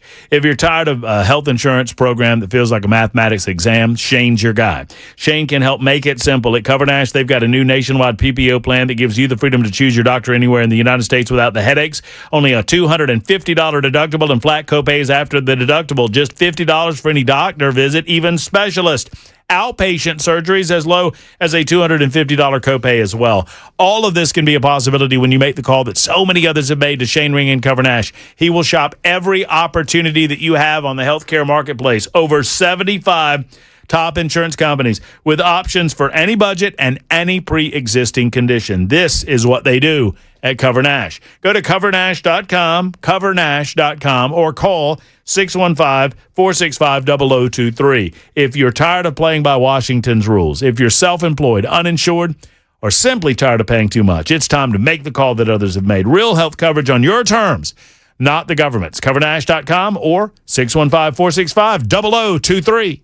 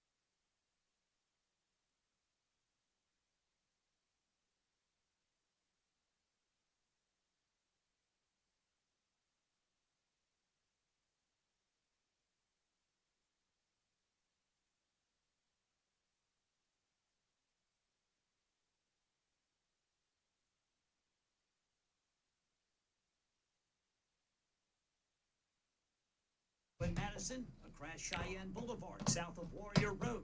And then in Antioch, 24 westbound at Hickory Hollow Parkway. I'm Ken Weaver. You're listening to the Matt Murphy Show on Super Talk 99.7. No, Mr. Bill, we're not going to put a cockfighting area at the zoo. That's wrong. No. Y'all know cockfighting is why there are so many chickens in Key West. Let me just teach you a little something, young Jackson, before I tell you what movie we're going to watch. By the way, will y'all please mad rush to Super Talk 99.7 WTN on the YouTubes at the end of the Matt Murphy Show and vote for Patton. Mad rush to vote for Patton, Voting's guys. closed. No, it's not. It doesn't close till the end of the show. Close the poll. No, don't close the poll yet, Ryan. Don't we you have do to it. announce what movie we're watching. I'm about to announce it. If I could get like 9 or 10 votes. No, y'all are going the wrong way. Like 9 or 10 votes for Patton. I won't watch it. You will have to watch it. You are a slave to the bit. Slave to the bit. You're not going to. It's going to be Apollo 13. Y'all go vote. No, fun fact about America. The Conch Republic, as the Key West area was known, they tried to what? Can I get a little enthusiasm? Y'all, nobody heard it but you. Y'all will not believe what I'm dealing with. Ryan, at least Ryan looks mildly interested in what's going on. Jackson just looked at me. I'm like, let me tell you a little about this Key West thing. Jackson looked at me, blinked, and yawned. I didn't yawn. I sighed. It was a... When's this old fogey going to shut up? Tell us about the good old days, Matt. This is fun. This is good stuff. Have you ever been to Key West? No. Don't you want to go to Key West? Sure. Mm-hmm. You know what there are a lot of in Key West? Chickens. Chickens, gay people, and iguanas in wild abundance.